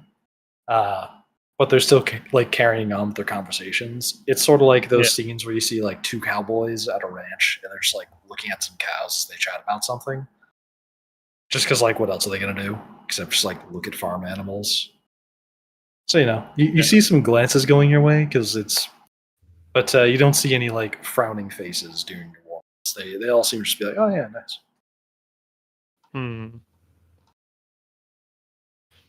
She's gonna start because Pepper's not really performed around the crowd before. She's not really performed around this group or around this party. But one of the things that she likes to do is start to throw in little prestidigitation artifacts and stuff like that into her performance. Little visual tricks, an extra melody or two that maybe, an extra harmony or two that maybe wouldn't be, necessarily achievable with just one person and an instrument. Her melodies and music starts getting more complex. The lyrics start developing layers of different sound and whatnot, multi-tonality, that sort of thing. Nice. Give me a performance check. Mm-hmm. The DC of this is 5. Oh, you got to be kidding! I got an 11 with a +5, so thank fuck for that. Easy peasy. As you begin to pick up your pace, you notice that most of the people around you they are still carrying on with their conversation for the most part, but they are, like, you can see people's posture turns towards you and you're getting glanced at more, as it seems like you're drawing their attention more. And seems like at least like one conversation kind of like reached a natural end and they didn't really like keep talking. They just kind of like started listening to you instead of like, it just sort of petered out a little bit. Yeah. And so it seems like you're starting to grab people's interest more and more.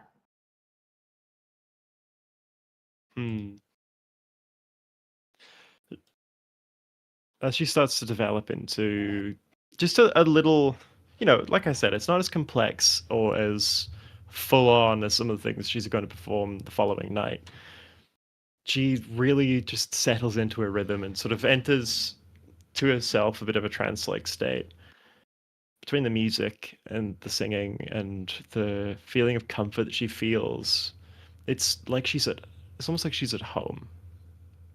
She can feel herself settling into this rhythm and comfort that one would maybe get, sitting under the covers of their bed in their childhood home, with not a care in the world, being, feeling taken care of, nothing to worry about.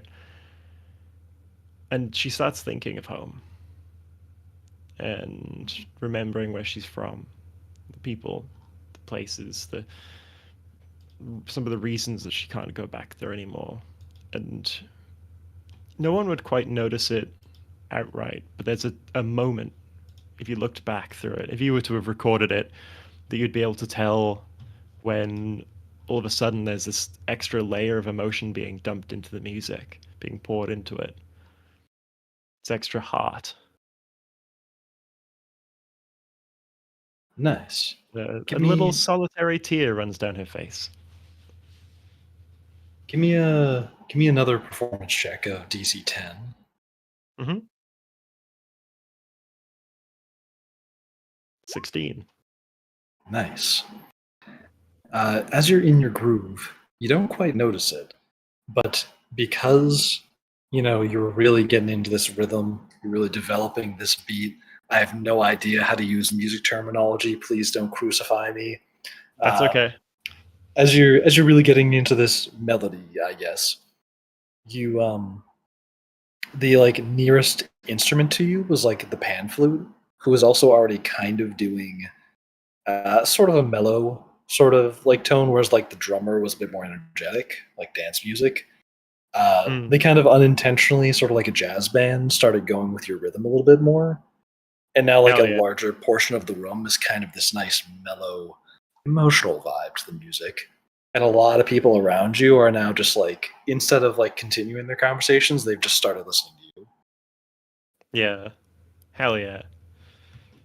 Pepper kind of notices these other two are joined in and is giving them not necessarily curveballs, but little fun things to play with. giving them space to take their own little solo moment as well. You know, real. There's a lot of interplay that happens in a jazz performance, especially, you know, or in a performance in general, especially an impromptu one like you would get with jazz or any of that sort of stuff. Just giving them their moments and giving them moments where she's playing a more basic melody to allow them to take over for a moment, for a couple of bars there. They're swapping in and out and trading places and trading melodies and shifting what the song actually is, what the standard is they're playing, that sort of thing. Just, yeah, like you say, a real nice jam session. Just letting the music take them all where they're going to go. Nice. Give me one last performance check at advantage, since the other musicians are now vibing with you. Hell yeah. That's a dirty 20. Woo. And a dirty 19. Nice. And as you're continuing your performance, are you kind of at like the finishing point of your performance? Yeah, they're reaching like a peak crescendo. It's only been 15 minutes, but hey, what's that to a great bard? Yeah. As you're finishing up your trial run of performing, it seems like a lot of the attention on like this whole half of the bar, what do I call this place? The club. That's it. This whole half of the club seems to have their attention being drawn to the musicians that are playing with you, as well as yourself. There's a few people even kind of doing some like dances in pairs with each other to the music that you're all playing together. Yeah. And once you all finish up the tune, you get a nice round of applause from all directions, and people start tossing coins towards you. Fuck yeah. She's gonna. Yeah. Pepper's gonna take note of this, and just she's gonna break for this performance now and say hi to. Actually, no. She's gonna take advantage of this momentum. Am I still here? Feels like my computer just broke. Yeah, you're still here. I still hear you. And you've earned. Oh, sorry. I cut out for a moment there. Oh, yeah, I can hear you now. Yeah, she's going to continue this momentum. And she's going to keep playing for another song or two in a similar fashion before taking a break and going over to talk to the other musicians. Word. And throughout the performances, you see 11 silver pieces get tossed your way by the end of them. And who's the first musician you walk up to? Well, you said there was a drummer and a pan flute, correct? Indeed. I'm gonna pack up the coin that I've received, and my stuff. Just get up and have a little wander over towards the drummer. While actually, I'm gonna walk over to the pan flute first. And just say, "I'd like to talk to you." I'm gonna go sit by the drummer because they can't exactly pack up as easily as we can. I've got an invitation for you and them. He goes, "Oh, yeah, I'd love to hear it." Perfect. When you're ready, just come join us. Alrighty then. Perfect. She's going to walk over to the drummer. Hey, I would just like to ask, what's your availability like for tomorrow? Well, before it was booked, but after seeing how you play, I'm thinking I'm doing whatever you are.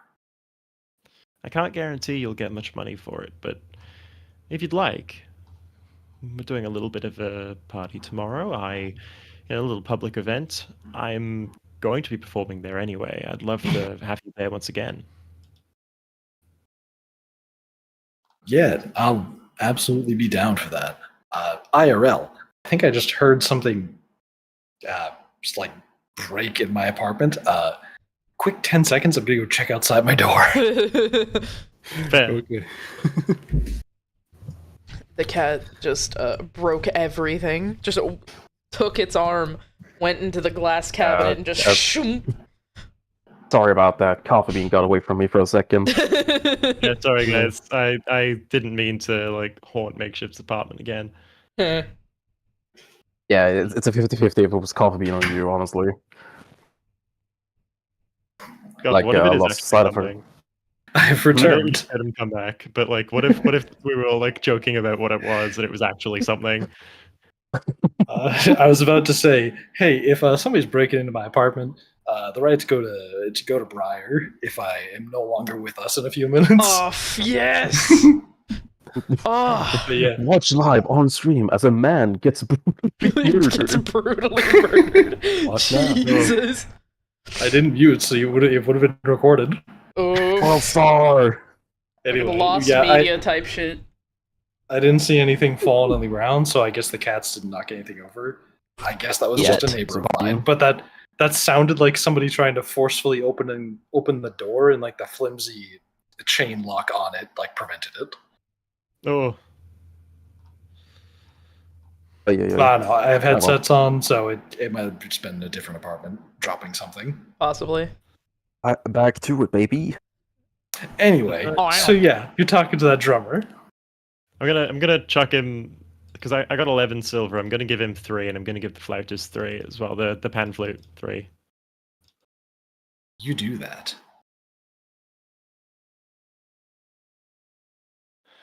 Hey, is the pan flute with us by this point? Yeah, he's walked over. Hey, here's your share. As I was just saying to our new friend here, there's a little bit of a party going on tomorrow, public event down at the amphitheater. I'm going to be performing there anyway. I'd love to be able to perform with you again, and to maybe have you do some of your own stuff too. Yeah, I'd be glad to show up. I'm still kind of an apprentice myself, but yeah, I'd love to perform. Hey, everyone's got a first performance, okay? Everyone's got a first show like this. I'd be happy for this to be yours. Well, I'd be happy to perform with you. Wonderful stuff. In that case, I'll see you both tomorrow. Just in the evening at the amphitheater. There's not a particular time set for it at the moment. But I'll see you there. Get there when you can. We'll set up. We'll have a little warm-up. We'll get going. They both give you a nod of approval, and they pack up their things. Is that all you want to do at the Purple Serpent? Yeah, she's going to, talk to some of the audience as well. If any of them approach or take an interest, get herself a little drink at the bar and then head out. Try and actually complete her mission of advertising. Yeah, as you walk around and like tell a few more people about it, they all seem pretty receptive and like, yeah, sure, I don't have anything going on tomorrow night. Yeah, a whole lot of like, yeah, I'll be there. Why not? Very, very relaxed setting of people who seem like they aren't particularly busy. Hell yeah. Fantastic. And is that all you do at the Purple Serpent? For now, yes. She's gonna head out after that, say goodbye to say thank you and give a little tip to the bartender. But yes, that's all she's gonna do from there. You do that, and I assume head back to the inn? Mm-hmm. Nice. You head back to the inn, and probably go eat at some point. Is Talia still awake? How late is it? How late is it, Mr. Makeshift? Probably like an hour and a half, 2 hours after we spoke last. Oh, then yeah, no, she's very much still awake. Yeah, it's probably like 6 p.m. at this point or something. Oh yeah, no, she's still awake. God, it's that early? Dang. I could have stayed up longer. It could be like 8 p.m. at this point. Like, sun's starting to go down. Then we got that summer sun going, huh?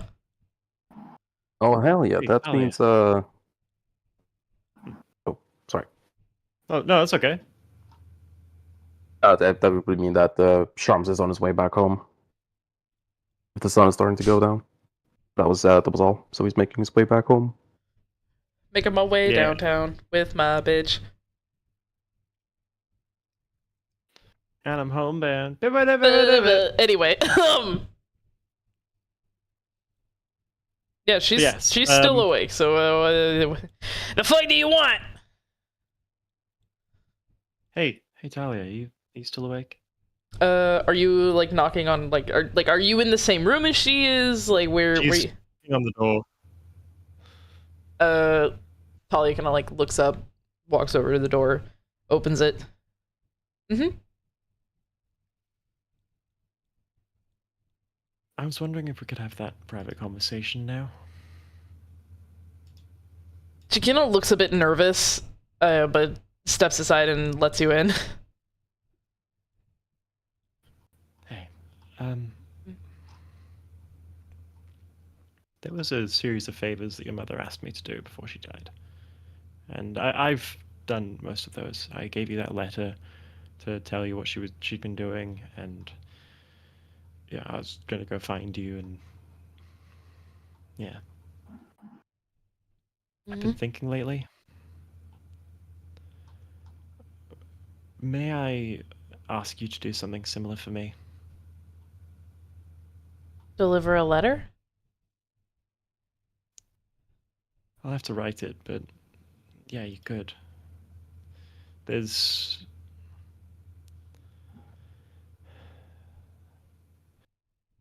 There is someone that I would need to know if something happened to me.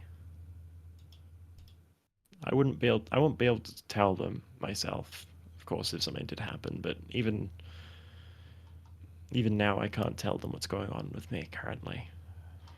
I'm a little bit I'm gonna cut straight to the point. Do you know the reason why I'm not still in the Feywild, or why I haven't mentioned anything about going back, or my family, or my home, or anything like that? No, I can't read your mind. I don't know. No, that's fair enough. I am not allowed. I can't go home. I'm not able. I was banished a while ago. There's no way for me to safely return to the Feywild. Why?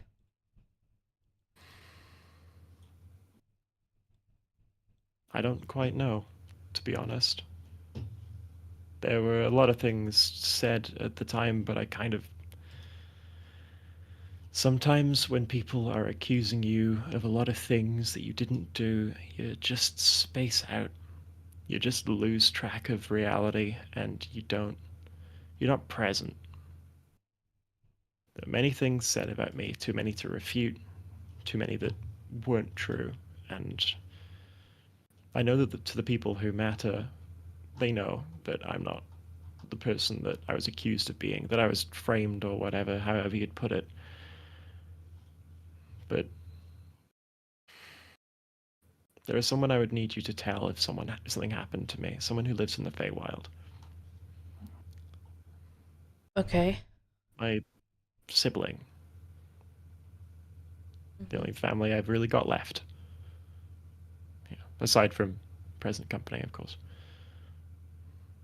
She's gonna like points at herself, a bit confused. At a certain point, family becomes less about who you're related to and about who you want it to be.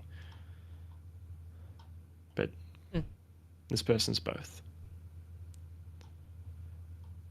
If something happens to me, I need you to go to the Feywild. I need you to find... The name is Pecan Fernflame. You need to tell them that Petra has died, or whatever's happened to me. Okay. Pecan They won't know. Fernflame, right?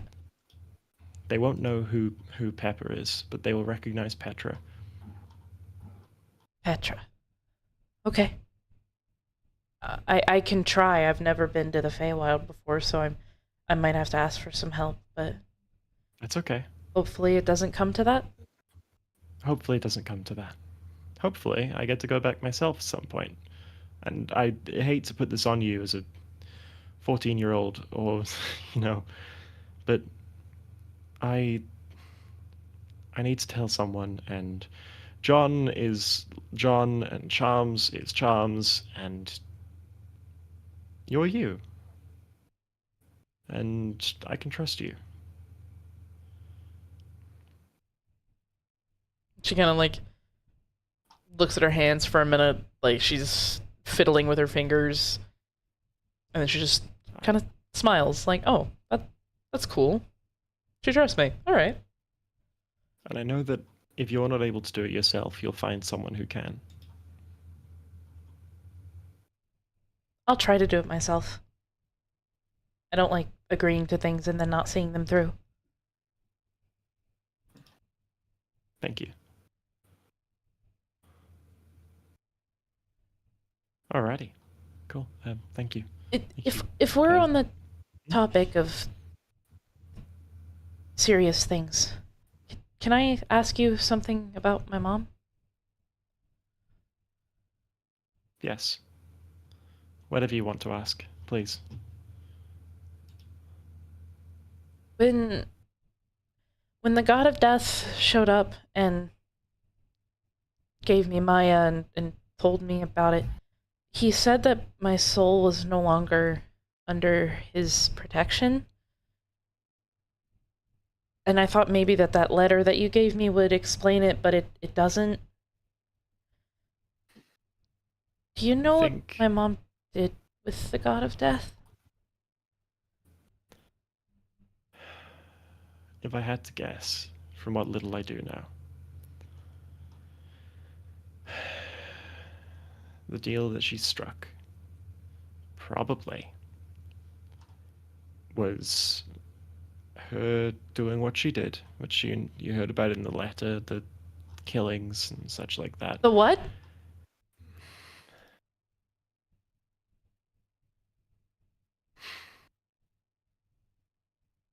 There was a deal made, I think.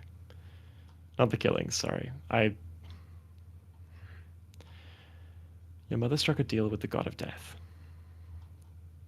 to be the god's weapon in exchange for your life being preserved. Your mother was under the impression that you were on the verge of death at any given point.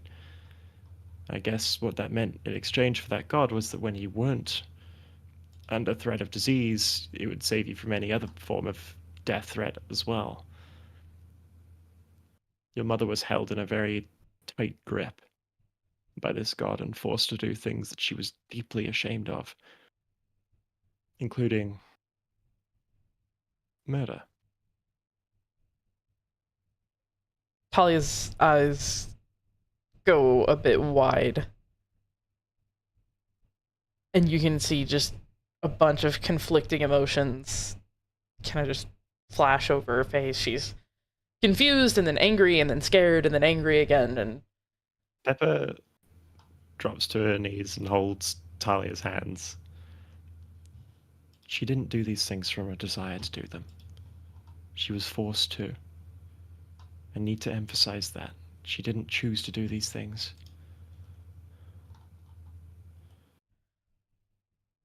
But I was fine. I haven't been sick for years. Here's the other thing about the god of death. They are a liar. They will manipulate and take advantage of anyone that they can. And they did that to your mother. It's not your fault. It's not your mother's fault. It's that god's fault for taking advantage of a mother's love.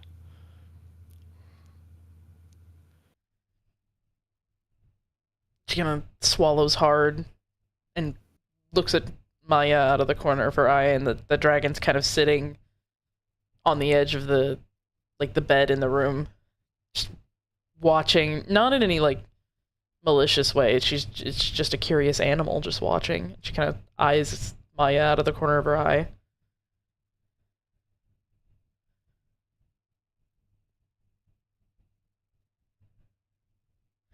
I don't know how to feel about this. That's okay.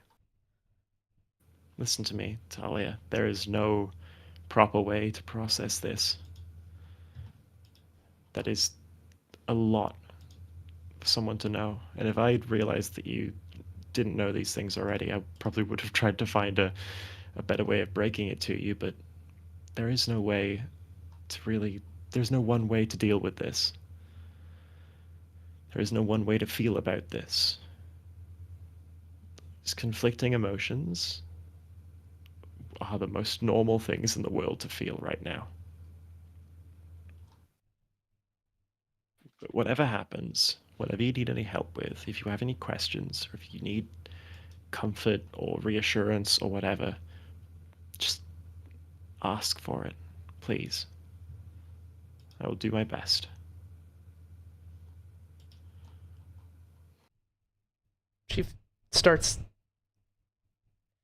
She kind of pulls her hands out of yours, not in a, like, rejecting your comfort way, but in a way that she needs to fiddle with her fingers just to give her hand something to do.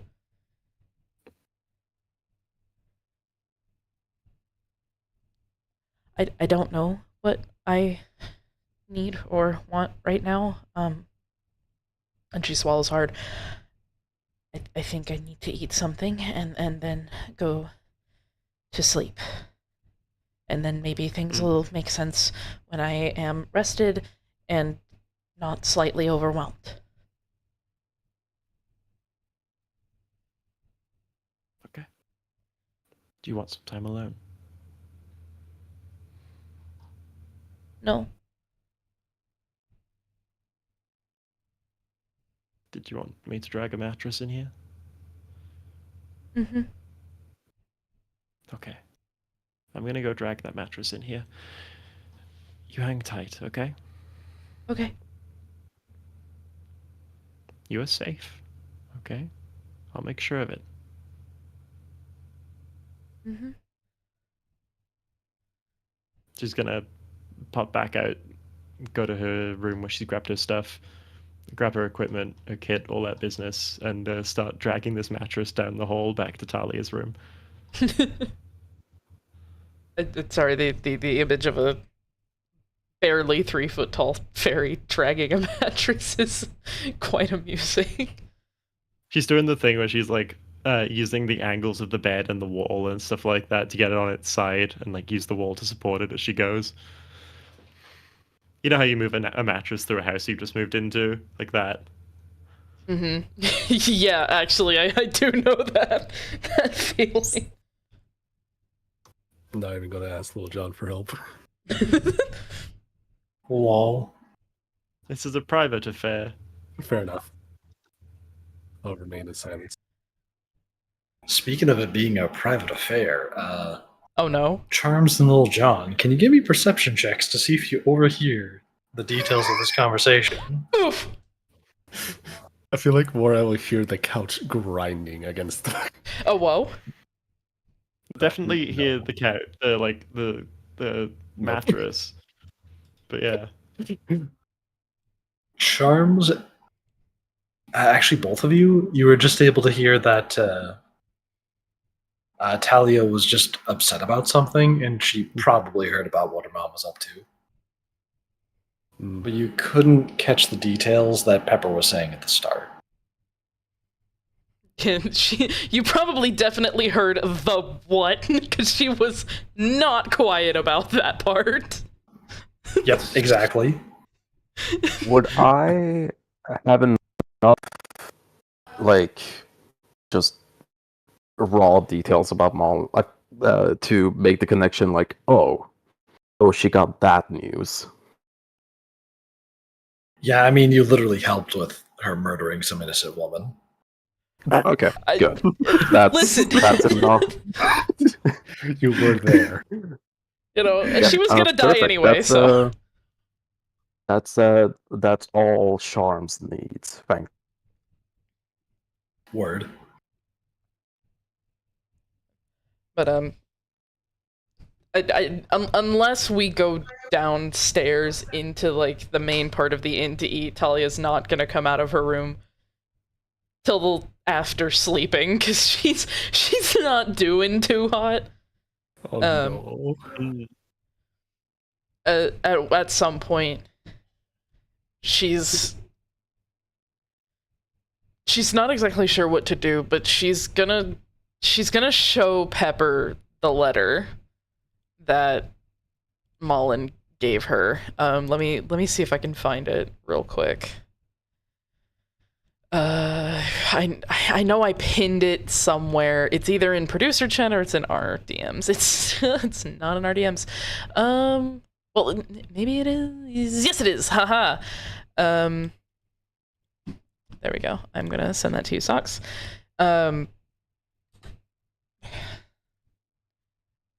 Should I read this makeshift out loud?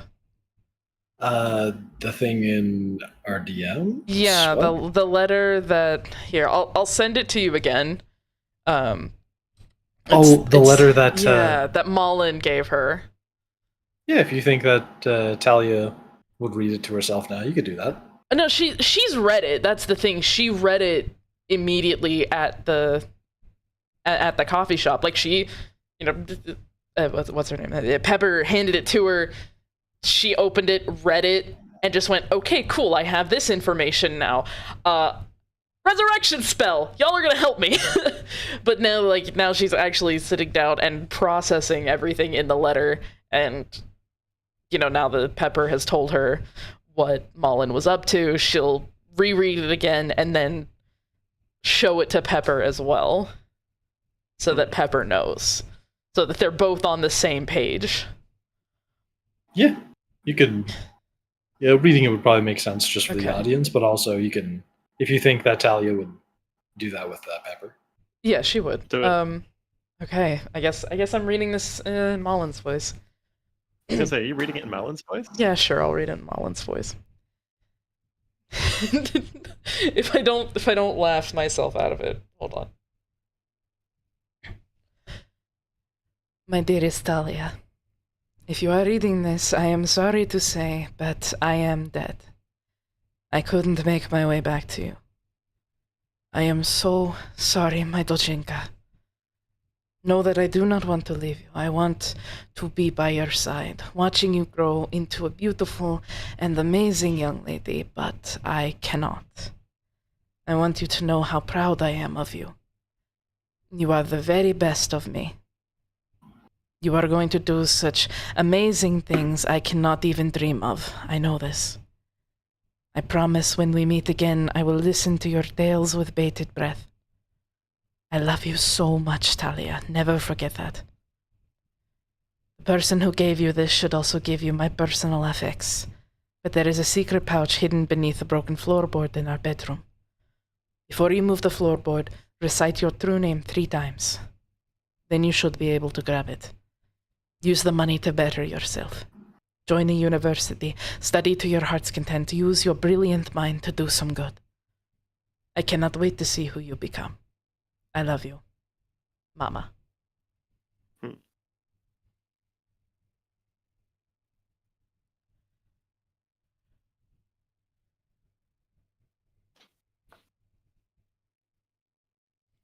Wow,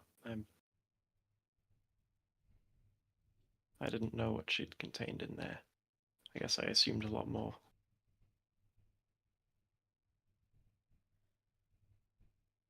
I guess she still kind of saw me as this helpless child, maybe. She didn't want to tell me that. I don't think helpless. Maybe vulnerable, if that makes sense. She didn't see you as, I guess, weak or unable to take care of yourself. She thought you were sick. That's fair. But she always spoke very highly of you. She's very proud of you. I think that if she had had the chance to know you as you are now, a bit better, she would have been even prouder than she already was. I don't doubt that at all.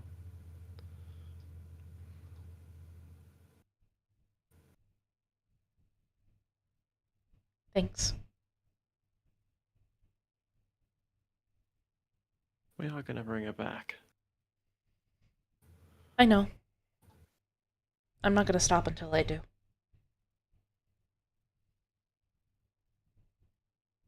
then I won't either.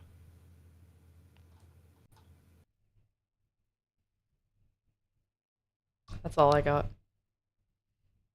Me too. Word. You two have a nice heart-to-heart. And Yeah. it is... Part of it is mildly overheard, but you two aren't aware of that right now. Hell yeah, we're not.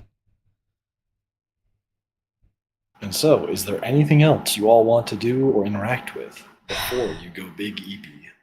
Nope. I guess that means it's party time. I'm also good. Party, Sleepy. Party. Let's get crunked. Oh god. Word. So you all take a long rest at the inn. Hell yeah. Long Oh, rest. yeah, Oh, yeah. baby. Oh, yes. I didn't use Spells. anything. That's good. That's really good, actually. That I didn't use anything, or that you get a long rest? That we didn't have to use anything. Yeah, that's true. Alright. Take a long ass rest. Nice. You all get a long rest. Nice. And now, the next day arrives. Is there anything you want to do before the party? You know what? Yes, there is. I would like to go and hire help to set all of this up. Hell yeah. Bro's thinking like 3 steps ahead of all of us. Yeah, I'd like to hire unskilled laborers. Only the least skilled, and I know No. a perfect place where you can find some. Oh no. Oh, dear. Oh, it's still The first place that pops into your mind is food and stuff. Oh my god. Hell yeah. As it says here, hireling, untrained, being 2 silver pieces per day. Would I know if that is a correct amount, since I've dealt a lot with hiring people for, building the orphanages and such? Yeah, that's an unskilled labor wage. You could probably find like somebody who was trying to, like, I don't know, apply to food and stuff, and and they probably got rejected because they were that unskilled. But yeah, you Yeah. could find some. All right, he'll make sure that he hires enough, so like maybe 10 people. So he'll hire 10 people to get the stuff offloaded, prepared, and set up. Because of the way things are going, I don't think we need people to have as servitors. It's like a self-serve sort of thing. A buffet style, baby. Yeah, precisely. But he'll tell them that, hey, come tomorrow, if you want another good dose of money, you could just come by and help, get rid of all of this, Yeah, get it transported away and such. Yeah, so it would be 4 gold pieces for today's labor and tomorrow's labor. Yeah. People. All right. So that's what's charming before the party proper. 4 gold off. There we go. Word. So you do find some unskilled labor, in the form of just various, like, mid to late teenagers who just kind of want to make a few silver. And Perfect. probably are affiliated with food and stuff in some way. Yeah, we don't have to roleplay that entire bit out. I think it's... Yeah, no, I'm not making up 10 characters on the spot who all don't want to be there. They're just all the same dude, just duplicated. All you need to do in 10 different voices is just go, and that's good. That's 10 different characters from food and stuff who hate being here. 10 different bored, annoyed teenagers. Yeah. Yeah. So yeah, you get 10 bored, annoyed teenagers, but they get the job done well enough when you need them to, or they will when you need them to. So And when the shipment comes, so are you all ready for me to time skip to the end of the day where the party begins? Yo. I am. All right. I guess I am. Everybody else? Yeah, Yep. all good? Yep, Yeah. yeah. We're ready. Sorry, Cass was flipping me off. Oh, word. Just want to make sure you weren't muted. all good. Let's see here. What's the things I had as notes? So, as you all arrive to the amphitheater, there is a pretty okay turnout. You recognize some faces from like the bar from the Purple Serpent, the club. You see the two musicians from before who are already hanging out, getting their things set up and getting ready to play. And there's also just like a miscellaneous variety of people sitting around doing various things. Had to burp there. Charms, you even notice that it looks like there's like two dwarfs over in the corner who are like tinkering with something. And for some reason, they just chose this amphitheater to hang out at while they did that. But yeah, there's like a kind of just a grab bag of people just hanging out, as well as some people who are expecting the party and are just like, okay, this is the time and place. Guess we just gotta wait. And of course, all the goods have arrived like about 30 minutes beforehand, and they've already like set up some food and whatnot and drinks. Pepper during the day will have also gone to the bakery and grabbed a couple of snacks for herself for the next, day or two. Grab some bits for Talia. No one else though. Ha! Everyone else can buy their own stuff and also Get does not need Shrek'd, the nerds. comfort of a family. Yeah, get Shrek, nerds. Eat shit. I get to have pastries with my little fucking my Sata charge. Now the rest of you have to buy your own food because you know what? You smell funny. Dang. And also sometimes you're mean to me. I'd like to think that Pepper is saying all of this to herself while like shadowboxing as they're like walking towards the party alone. Yeah, she's having like a shower argument. Yeah, you fucking pricks. Yeah, I get to eat cool pastries with my Sato friend, and the rest you suck. I mean, Little John's okay. Maybe I should get Little John something, but not Charms. But if I get Little John something, it becomes more obvious to Charms that I'm like leaving him out. No, sacrifices must be made. All right, cool. That's it. That's a whole like train of thought about it. It's just like, if I can be sneaky, if I don't get one for Little John, if I do get one for Little John, everyone will know. Come on. I mean, to be fair, there's also Henrik.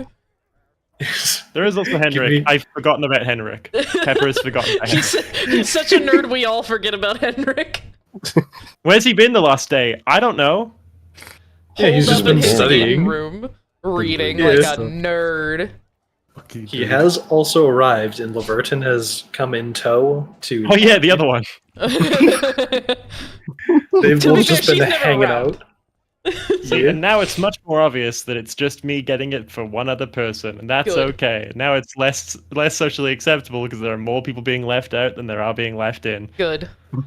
Give me a D20 roll. Oh fuck. Oh boy. This is just me being funny. Oh, okay. Oh, It's a you better not, motherfucker. 2! It's a 2!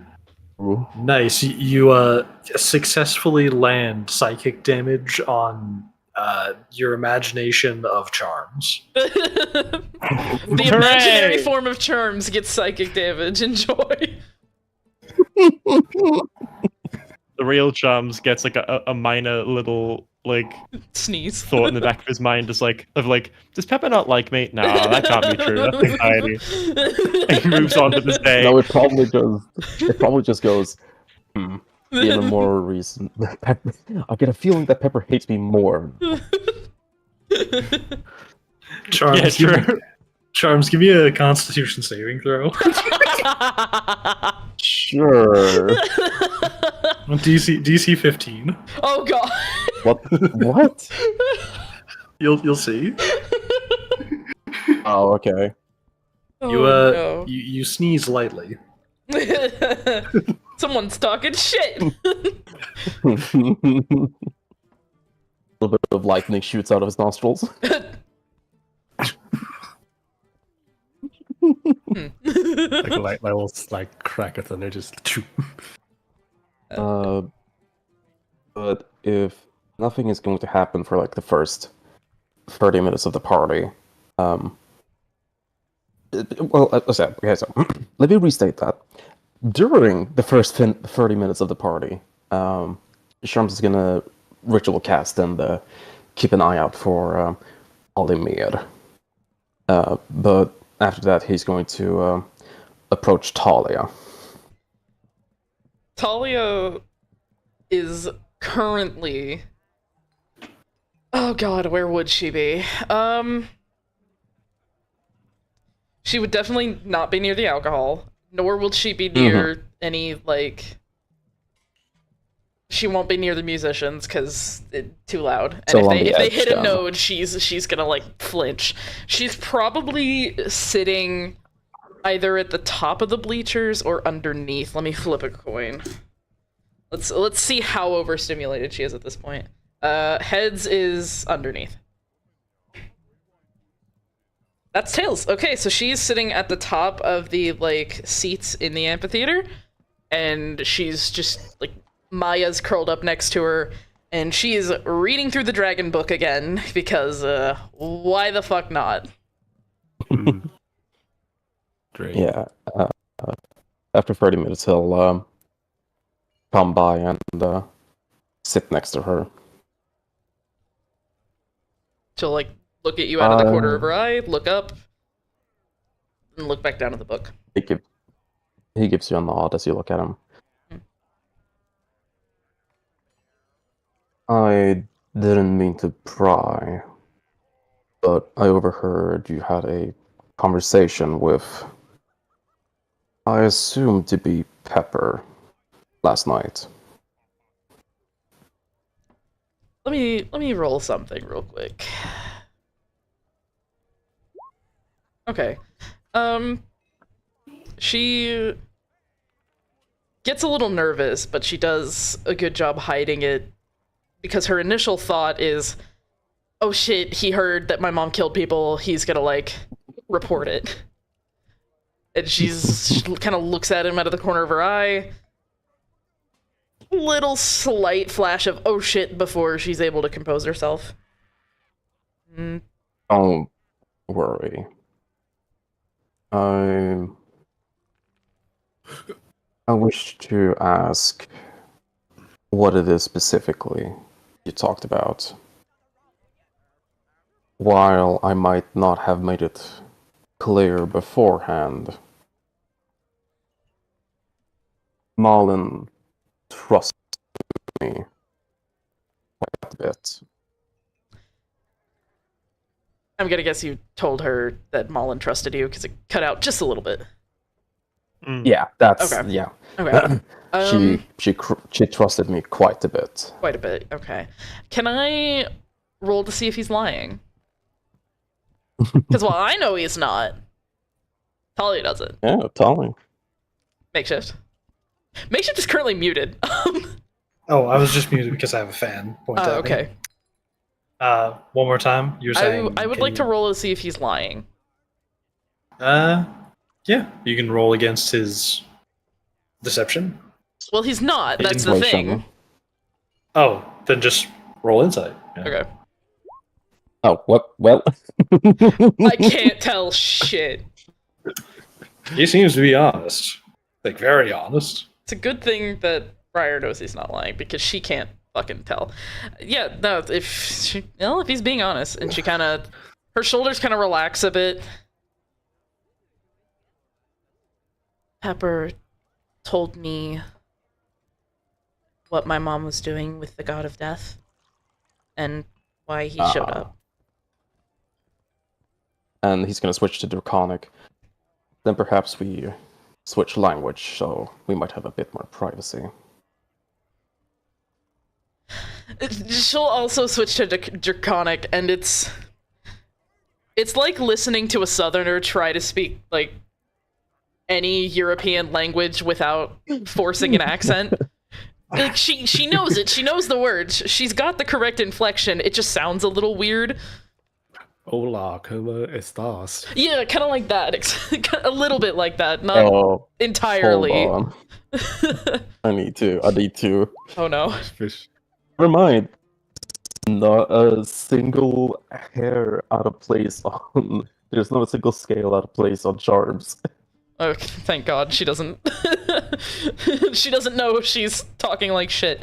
Well,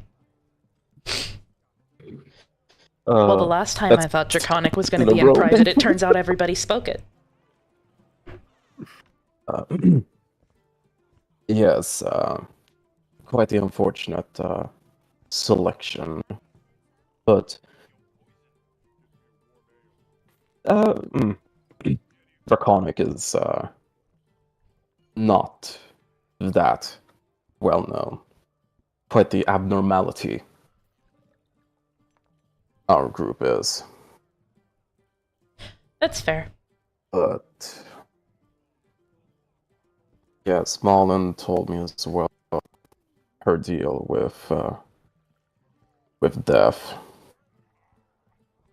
Do you know exactly what it was? Because Pepper just gave me a basic understanding. I don't think she knew exactly what it was. I do. At least more than Pepper does. You know,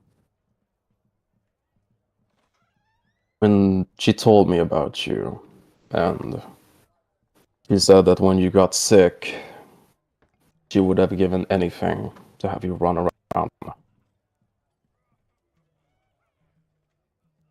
And I feel that is very much an encapsulation of her deal with death. She looks a little frustrated. That's not what I asked. I asked if you knew what the deal was. No, it's not. You don't have to dance around it. Know? Yes, I'm sure I want to know. And she's getting a little frustrated, not to tantrum levels, but just no one's giving her a straight answer, and she wants a straight answer. Just know that you can't go back once you know. I think there was no going back when the god of death showed up in my bedroom.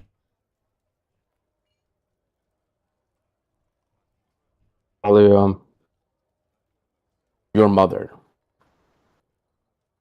Very much. But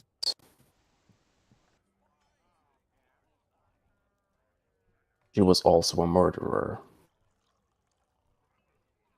Mm-hmm. I picked up her trail before she arrived in the Asar Moon Academy. Mm-hmm. Quite often the similar mark. People of less finer character. Those of the streets, those of those who would rob an innocent woman. Those who wished more than just robbery. Mm-hmm. She murdered in the name of love.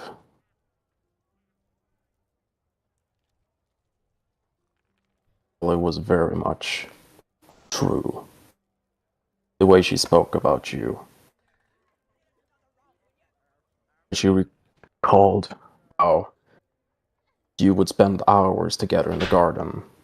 You trying to figure out how the plant works, and her trying to explain to the best of her ability.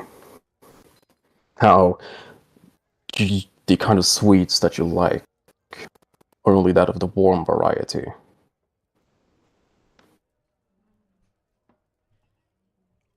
So what did he give her? It's nature.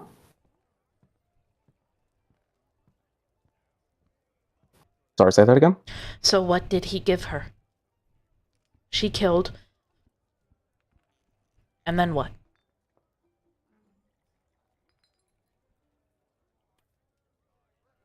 It would ensure that you would not be sick.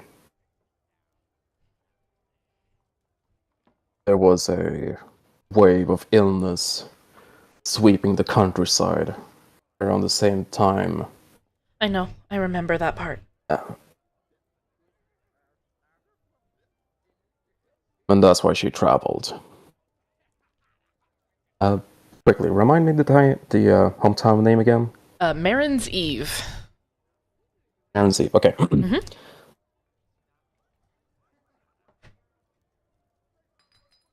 The reason she moved, the reason why she started to expand outwards is because, well, there was a lot of murders around Marin's Eve. So, a bit too many.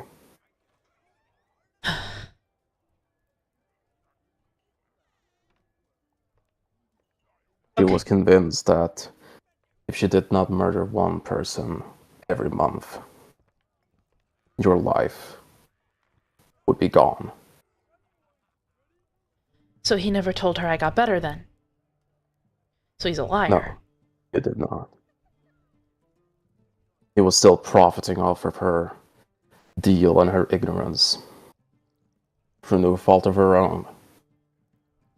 She must have been quite over excessive in hindsight. I haven't been sick for 5 years.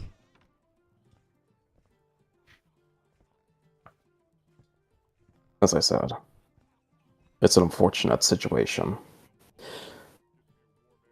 But her literal last words was to ask for your forgiveness. To tell you that she was sorry. I can promise you, if she had known, she would have returned a long time ago. But death is no friend of ours.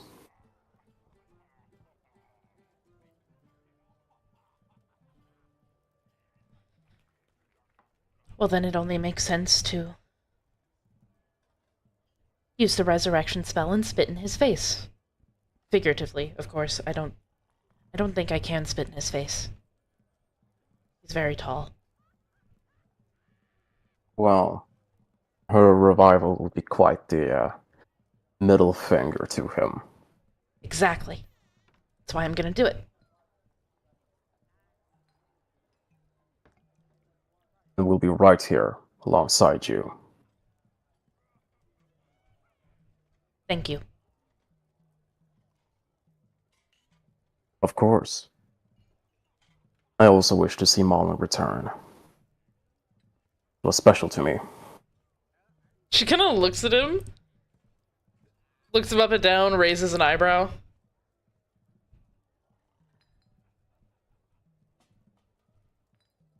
I shall not speak on her behalf. She just raises the other eyebrow. Maya kind of looks up from her movements, looks over at Charms.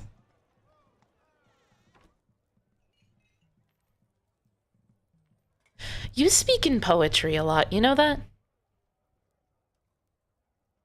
Well, thank you. When you're around certain people for long enough, you pick up too many words. Do all Dragonborns do that? No, I wouldn't say so. I mean, I know some dragons speak in poetry and riddles. It's very confusing. That has more to do with how the language is structured. Fair point. And how it would be translated over into common. That actually makes sense. Kind of like Sylvan? Sylvan is often very sing-songy, especially if you're using the correct accents. Well, unfortunately, I wouldn't know too much. She'll say a sentence in Sylvan, probably, I don't know, maybe the first line of a children's book or something like that. And she's right, it is very sing-songy and almost kind of sounds like a poem. How similar would that be to Malin's accent? Very. It seems He'll, that Malin taught her the northern dialect of Sylvan, rather than, like, a more common dialect. He'll smile and say, when you speak Sylvan, you sound a lot like her. Well, she did teach me, so makes sense. Would make sense. Well, as much as I appreciate you continuing your studies, perhaps you should also see if you can't spot any draconic accents in these people. Who knows if Alimir is already here or not. See, I actually have been listening for that. I'm listening for the poetic and the riddle in, the way that people speak common. Small problem. Everyone here speaks like that. And she points at, like, I don't know, maybe, is there like an elf sitting around here somewhere, Makeshift? Yeah, there's a few elves.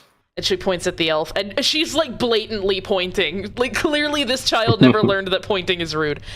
That person over there, they were talking about, I think it was a musical that they were doing. I'm not sure. I'm not really into theater all that much. But the way that they were talking about it, they were rhyming when they were talking. But it was very clear that they were rhyming when they were talking, and it was too intentional to actually be someone who knows Draconic, but it was poetic, and that's my point. Everyone here talks like this. It's like everyone here is a bard or something. Well, then perhaps you shouldn't listen. Perhaps you should observe with your eyes. Like, make eye contact? No, you don't need to make eye contact. Oh, thank God. See, if you observe body movements and compare them to others, perhaps you might single out more people than just by listening to how they talk. Well, I might not be a dragon. I am a dragonborn. And you're closer than most people. Precisely. So, look for body movements, body language, instead of how they sound. I shall focus on magical signatures and see which one either stands out in excess or lack of. And Talia, she looks like resolved, like oh yeah, okay, I'm gonna look at that, like like yes, I will. And then she looks like she gets an idea, and she grabs Maya and like holds her up again underneath the arms like a long cat. Maya can look for the smell. That she can. Maya just looks down at you, just like, Good hunting, Talia. He's gonna stand up and continue his search. And she gives you like a little, not a full, formal salute, but she salutes you, and then she'll close the book, put it in her backpack, stand up, and she'll whisper something to Maya, and then let Maya out into the crowd to go sniffing. Hell yeah. Word. Meanwhile, I should also say, when you cast Detect Magic 3 times, you did detect that the thing the two dwarfs were working on was some kind of magical object, but it was not particularly strong with how much magic it had. You just know that they were tinkering with something that had a little spice in it. Okay. Could I please do an investigation check with Archimedes helping me? Keep an eye out. Sure. For the things I just mentioned. Yeah, basically just on the lookout for whenever Alamir shows up. Yeah, so that would be the help action for me from Archimedes. Gotcha. Archimedes starts flying around and doing his thing. Aye. 16. And they don't seem to spot anybody that would stand out just yet. There's a good number of people here. They might just be getting confused at the number of people. Alright, well, Charms is gonna start up again his sentry watching. Gotcha. And let me take a look at my notes to see what other things are at this party right now. Wow, I did not put indents in my notes. No, you did not.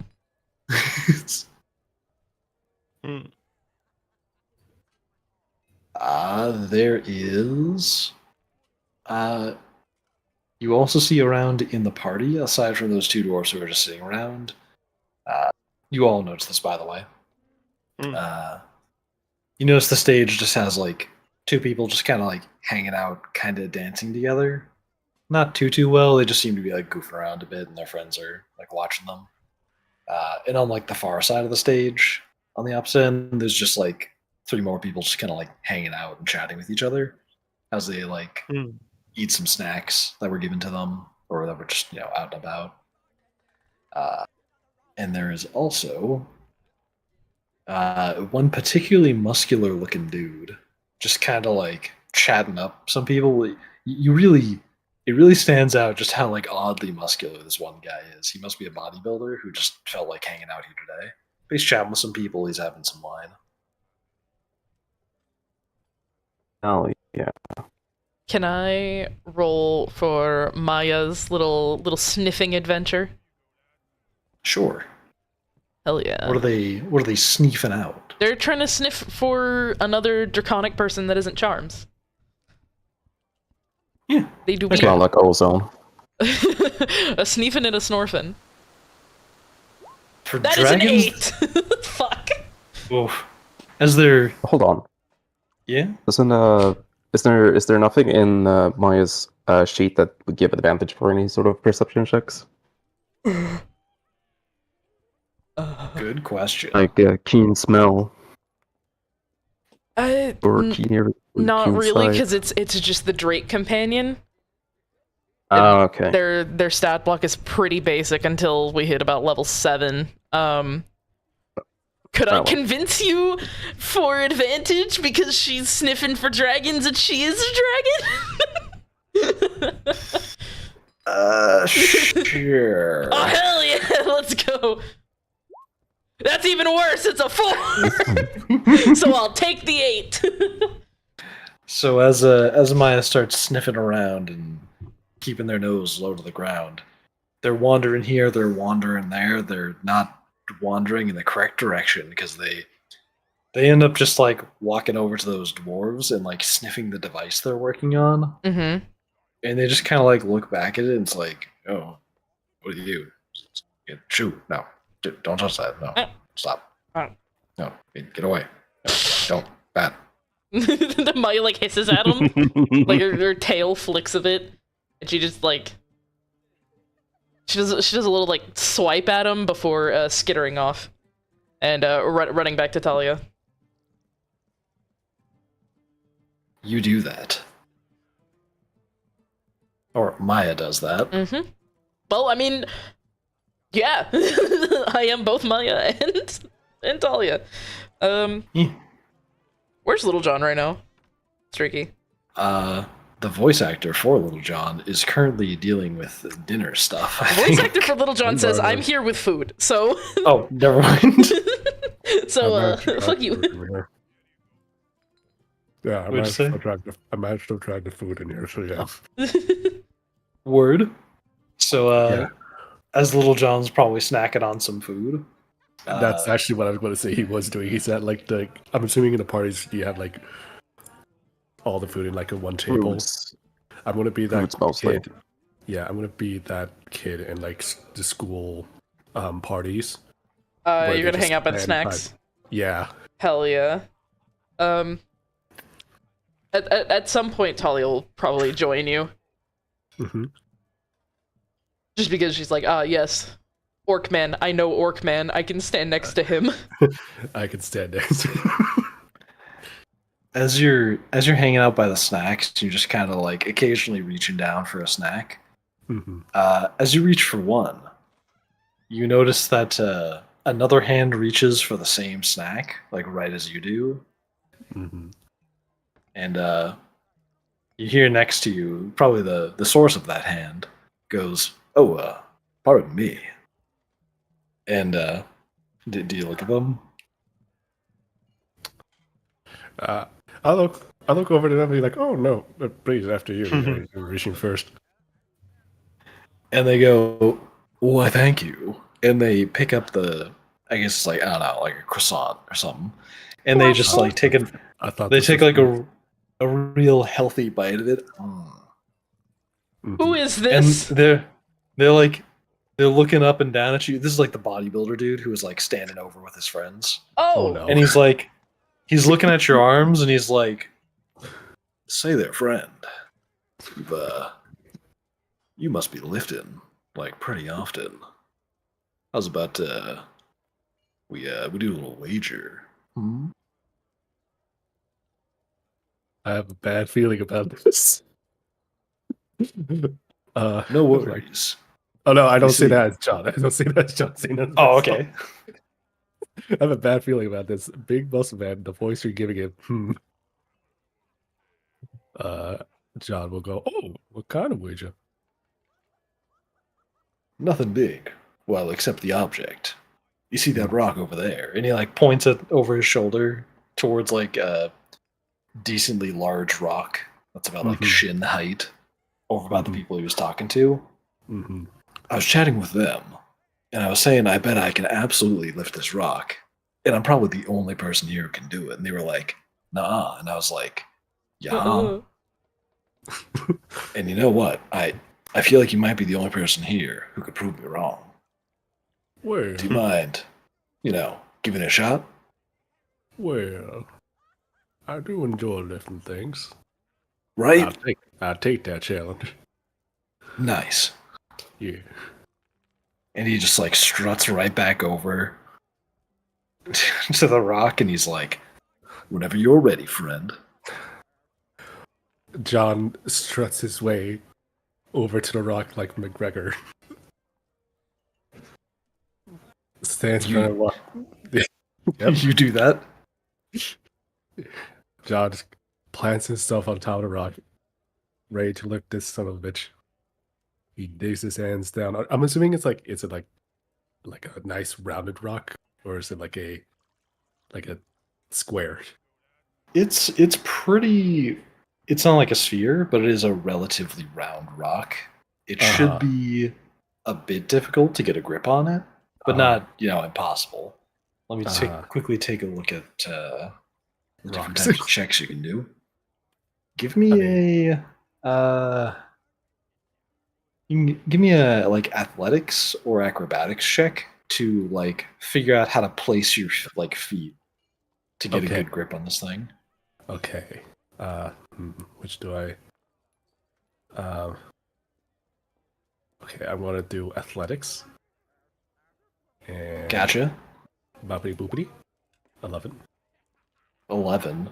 You kind of like adjust your body this way and that way, and you find a spot where like the rock's kind of like longer and thinner, so you can like place your legs shoulder width apart. Yeah. And you can get them nice and comfortable for a lift. Get a nice like squatted position. Gonna lift it like the bodybuilders, the strongman competitions do for the rocks. Yeah. It's like you lift it up to your legs and to do a squat, and then you fully extend. And the muscular dude just goes, "Nice placement. I like the way you think." And then I attempt to lift rock. Word. Yeah. Give me another acrobatics check or athletics check to see if you can get a good grip on it. Mm-hmm. I thought that was the first one, or that's just the initial like Oh, that was foot placement. Now you gotta get hand placement. Okay, I see how it is. Okay. I'll roll athletics again. Fuck you. Nice. You find a great grip on this thing. Like Yeah. you're fiddling around the sides, but then like as you like reach under it and position your hands like a little bit more forward, you find a spot where the rock curves in a bit and gives you a great grip. Yeah. Gripping on All right. the rock. Give me a strength check with advantage to see if you can lift this rock. Oh fuck yeah, baby. Give me that sweet advantage. Let's fucking go. You good over there? That was a nice moan. 20. Nice. What are you? Hell yeah. You give it your first heave and you immediately lift it up to like your waist height. Yeah. And the dude goes, "Not bad, Chief. That's impressive. Now, yeah, take it easy, but see if you can get up to the shoulder. I believe in you." All right, bet. Give me another strength check at advantage. Because you got that real good grip. Yeah. You have real grip. Another dirty 20. Fuck. Another dirty 20? Yes. As you like squat down real low and you just like heave it up even higher and get it up onto your shoulder in a swift motion. Mm-hmm. And like there's people around you looking like, holy crap, he lifted the rock. And then, Holy fuck. And then the dude goes like, "That was incredible. Wait, I have an incredible idea." And he looks around at the ground real quickly and like tugs like a triangular looking rock, like kind of just more jagged looking one, across the ground and like positions it in front of you. And he's like, "You should totally break that rock on this rock." Yes. Give me another strength check. At advantage? Yes. Yes. Okay, come on, baby. 14. 14. With one more heave, you lift it up a bit higher and bring it down onto this sharp rock. Mm-hmm. It does a good job of like putting a big old crack into it. And it seems to like split away a chunk of the rock. It doesn't like shatter and explode, but it like takes away a nice chunk of it, and everybody's like, "Whoa, check it out! The rock broke." They killed the rock. Talia's watching this, and then when like the rock breaks, everyone freaks out. She's like, "Oh god," and she'll walk away to go somewhere else. This is like 100% like frat bro, varsity high school. Oh, absolutely. The romance going on here. That and the muscular dude like stretches out his hand for like a bro handshake, and he's like, "That's a mighty fine rock lifting, dude." I go in for that bro handshake very fucking hard. Like, thank you. Yeah. Lifting, yeah. You dap him up, and it's got like a nice clap noise, like a real satisfying one. I'm imagining that like Arnold Schwarzenegger meme where it's like the grabbing the hands is like, You know what I'm talking about? Yeah, the meme. Yeah, I know that one exactly. Yeah. And let's see what other stuff I have in my notes. More rocks. So as you see a bunch of people who are just like really entertained by the rock lift, you saw that there was like a noteworthy amount of people who were just like wandering by, saw you lifting a really big rock, and they saw that there was like a whole party going on, and now there's just like a bunch of people like coming into here. Oh boy. Coming into here. Uh-huh. And you have summoned more folks into the party, and there's more people chit-chatting and having a good time looking at this rock. Hell yeah. Makeshift. Yeah. You said there were 2 dwarves working on something, right? Yeah. Do I notice that? Yeah, you see that. Everybody in the party sees them just chilling over there. Can I go see what they're working on? Because yeah, I'm sure. kind of curious. Tully's gonna walk up behind them, kind of stand there, look over their shoulders, and like crane her neck to try and see what they're doing without. She's gonna try and not draw attention to herself, but she's very curious and very interested. You see one of them look up and goes, "First a little dragon, and now you. What brings you here? What's the problem?" N- nothing. I wanted to see what you were working on. Oh, well, while working on, well, things a bit of a failure, maybe just a dud. Can't Why? quite get this thing to work. Oh, well, you see, look here. And he points towards this, little bulb sitting on top of some sort of, mortar-shaped device. He's like, this thing is a slate explosive, but it's supposed to launch up into the air and be real colorful. I was trying to figure out how to use them, but for some reason I can't get the initial charge to work. It just doesn't want to ignite the rest of it.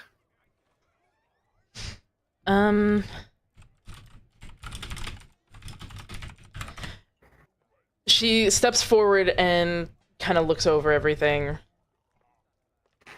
So it's not a weapon. And she'll lean a bit closer. She won't touch it yet because she hasn't been told. She hasn't been told she could, but she'll lean close, look at it, try to get a good sense of what it is. May I roll investigation? Sure, go for it. Nice. Let me just check and see if I have anything to give myself advantage or do better at this. No, not that. Not that. Yep. Okay. All right. Cool. Just straight up investigation. Oh fuck! It's an 8. Okay. Oof. Is it? Tell me what I see first. So as you're looking at it, you can't quite make heads or tails of this. The whole device seems kind of alien to you, but you do understand that based on how it's shaped, it seems like the kind of thing that Charms carries around. Oh. He might know more than you do if you ask him. Okay, yeah, sure. I'm gonna look around for Charms. Where is Charms right now? Where are you, Charms? He is probably halfway down the. That depends. Where's the largest mass of people? That would be the people gathering around the broken rock. Okay. You know what? He's probably between the broken rock and the dwarves then, as he's looking towards the crowd. I just recalled, I should probably have you guys looking at this map. It's not going to have a bunch of people on it because I don't feel like putting 100 tokens on this. But let me move your view over to the amphitheater. Because this is what it looks like from above. We've been doing so fine with just theater of mind. True. Thank you. Roll20 graphics performance issues. Oof. Luckily, we got Theater of the Mind. And Exactly. Henrik has just been sitting in the middle with, just reading something, and Laverton's just been, clicking her heels against this stone pedestal in the middle. They're probably over here somewhere. She will look this device over. Be like, oh, hey, this kind of looks like a cannon. You know who else has a cannon? Jesus Christ of Nazareth. No, I'm kidding. It's Charms. So she will. I had to steal your joke. I'm sorry. No, it's okay. She'll look around for Charms, spot him, and like wave a hand to try and get his attention. It probably takes him a good minute before he spots you in his peripheral, and after that he'll calmly make his way over, hands behind his back. Archimedes comes and lands on his shoulder. They're trying to make this work. Yeah. I don't know how this works. Explosives really aren't my thing, but I remember you showed me the Eldritch Cannon. You might know how to make this thing work. Sure, I'll take a crack at it. Could you two explain to me in detail what this is? Dragonborn. Well, he looks down at it. What it's supposed to do is it's supposed to fire this ball here way up into the sky, but for some reason it's not doing that. And I'm not exactly in the mood to test any of the charges down here on the ground. The device worked in the shop. It's supposed to just fire upward. Be real colorful and all that. Since I have detect magic constantly up, can I investigate the mechanics and how the partial magical aura emanating from it interacts with the device as a whole? Indeed. Give me a investigation check at advantage. Hell yeah, baby. We take those. Watch me fumble. Watch me fucking fumble. Hey, 14. 14 ain't that bad. Don't worry, it was not difficult for you. As you briefly examine the structure they built, you can tell at a glance that these two seem like they're amateurs, and they're probably just out here testing out a concept just so that if they fire it in the sky, it won't hit their ceiling. However, they do seem to have the concepts of needing like the barrel to be pretty thick and made of metal, so it seems like it should function. And when you inspect it more closely, you can see that two things are wrong with it. One being that there's a slight bend or a dent inside of one of the lower components that's going to have to feed air into the bottom of the barrel of the mortar. The other you noticed is that with Detect Magic, it seems like there isn't a pathway between the inside of this little ball explosive and the outside where the charge is. Well, if you would, he's going to sort of ask for a little bit of space as he takes out his fine smithery tools and begins to poke around the underside of the barrel a little bit. I'm gonna watch with great interest. Yeah, he'll take this as a teaching moment for everyone in the vicinity. Hell yeah. You have the idea of the barrel thickness and such, but you forgot about the air take and air exhaust from below. He points as he begins to slightly chip away a little bit to create that much needed hole. New bottom surgery dropped.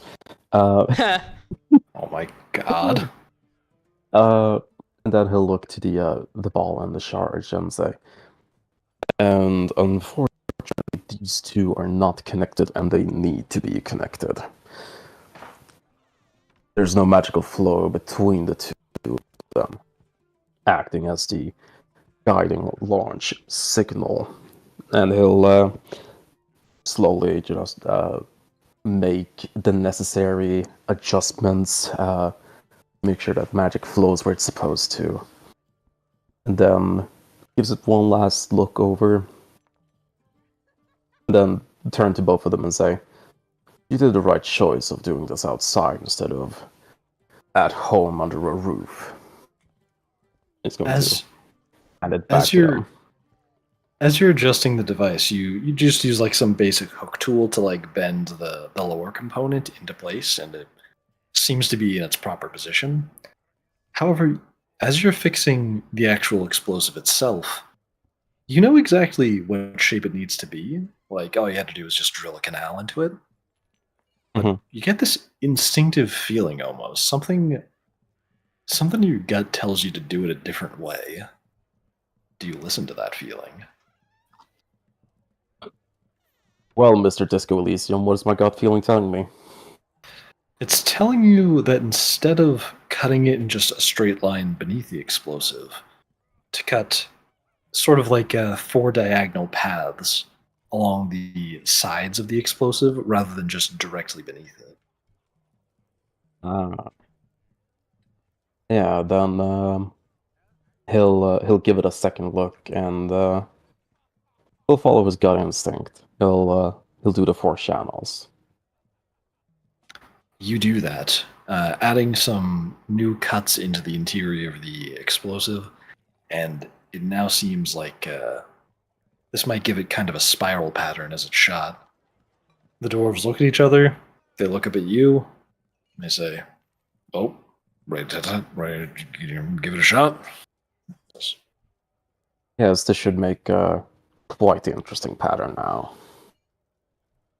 They both step back a little bit, and one of them just like gives a little snap at a point and shoots some fire at the base of it. And after a moment of it sizzling, it seems like it pauses, but then, boom, and you see this ball fire up into the air in this kind of dazzling spiral shape. And then, as it explodes way up in the sky, it again has this very dazzling, spiraling shape to it. That seems odd, unlike any of the fireworks that you have seen, both in testing settings and in use. The spiraling motion, it almost feels familiar. Can I make a check to see why it feels familiar? Yeah, sure. Give me a... what kind of check would this be? This would have to be a... This would be for recollection, so... History. I guess Maybe. this would be an It investigation. could also just be a raw intelligence. Yeah, raw intelligence would actually make sense.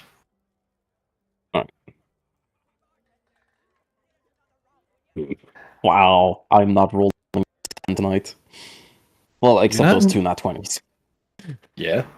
You're not entirely certain why you're getting this feeling, but you get the sneaking suspicion that this might have had something to do with the invention from your past that you're trying to remember.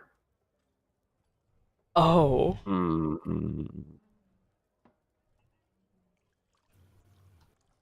He's gonna curse under his name. Make sure I fucking say the right name and not curse the wrong guy. He curses under his name. Damn you, Aldestro.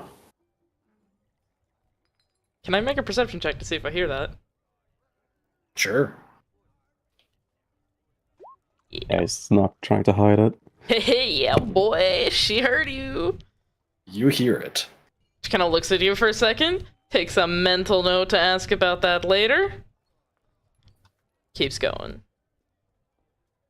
And as those dazzling lights spiral up in the sky and slowly dissipate, more people are starting to flood in because they just saw those fireworks go off, and they're like, "Oh, hey, this looks cool." And they're eating snacks, and suddenly there's quite a large portion of people around, and they are all looking, smiling, chatting, having a good time. Seems like all that's left is need for a little spark of passion among them. Let me see. Based on your...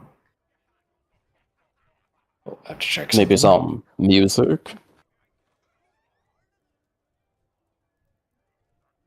Some music? Pepper, can you give me a perception check? Actually, wait. You know exactly where these people are. You do see the musicians are like warmed up and ready. They're like just glancing around looking for you at this point. Hell yeah. I'm gonna approach them. Hey folks, should we get set up on the stage? If anyone wants to do any solo stuff, by all means, we'll set up for you to do that. Anything that we earn tonight, we'll split between us. They both nod at each other, nod at you, say, "Well, let's get to doing this, yeah." Lovely. And Let's they start jamming out. Give me a performance check. Absolutely. 13. Hell yeah. Actually, wait, give it to me with adventures as well, just in case it becomes 20. more. Because there's No, multiple it's people not. up there. Too No. late. Darn. Still, you start grooving, and the audience is enjoying it. They start dancing along to the music. There's a few people who really get into the dancing. There's a lot of people just watching the dancing. Hell yeah. Hell yeah. Hell, Hell yeah. Hell yeah. Hell yeah. The Well, party, I won't the start party, this. the whole celebration. The party's getting intense, getting interesting. Mm. And yeah, Talia's probably not having a good time with how many people are here. Yeah, she with the amount of noise and then the music and the fireworks, and she kind of puts both hands over her ears and she will go. She'll go stand in the corner, close enough to still be there in case anything happens. But no, way too loud. It is people. Mm. And then, as some of the people are just kind of like, dancing around, there's a few people in the audience who, if you're close, who would see this? Because there's a crowd of people. Anybody who's near the front or near where the people are dancing, so that there's like a slight clearing of people, you notice that a few people in the audience, they have these like bags at their hip that they like unholster, and they're like reaching into them and like pinching something. And it looks like they have a colorful powder. And every now and then you start to see these like little plumes of color just get thrown up into powder. The air. Yeah. Hell that's so cool. Yeah. You see like this like cherry red get thrown in the air, and then right after that's like the floodgates. Like then you see like a bright blue and like a pink, and like various other colors just start getting thrown around in the air. Hell yeah! Hell yeah! No, that's and the sick. music. Yeah. And are you all near the stage right now? I'm on the stage. I'm close enough to see it. I'm not near it. Word, or I should say, at least near the dancers.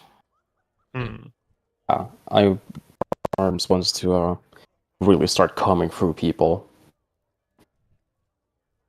Nice. Being able to at least cross off people who goes, at least making a mental list of crossing people from the maybe list to the most certainly not list.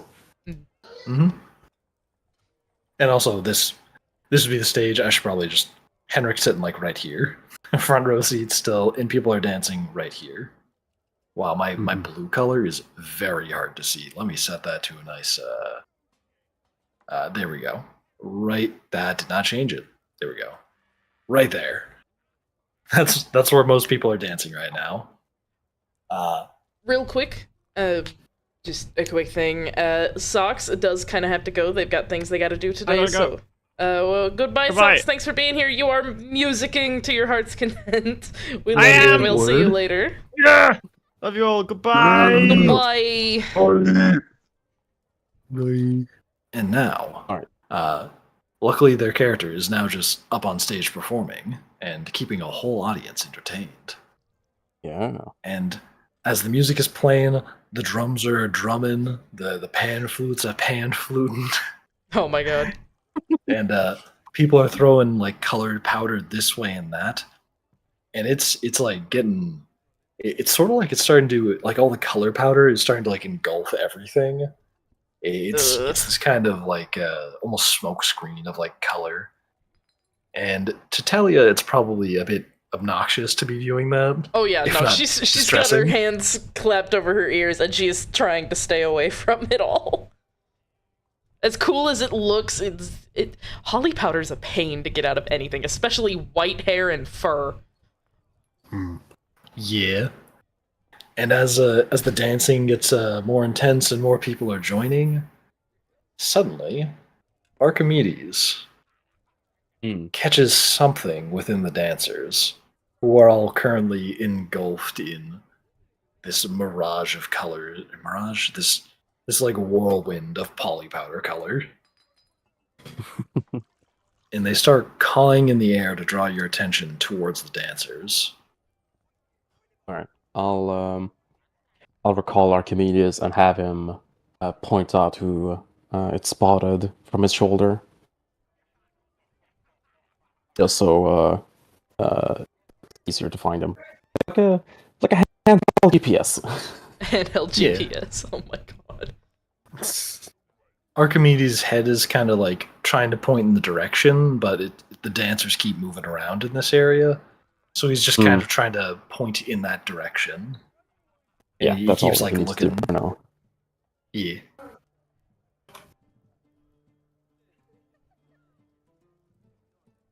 And do you try and move towards where the dancers are? Yeah. Just to confirm that Henrik would be Olimir's nephew? No, he's unrelated to Alamir.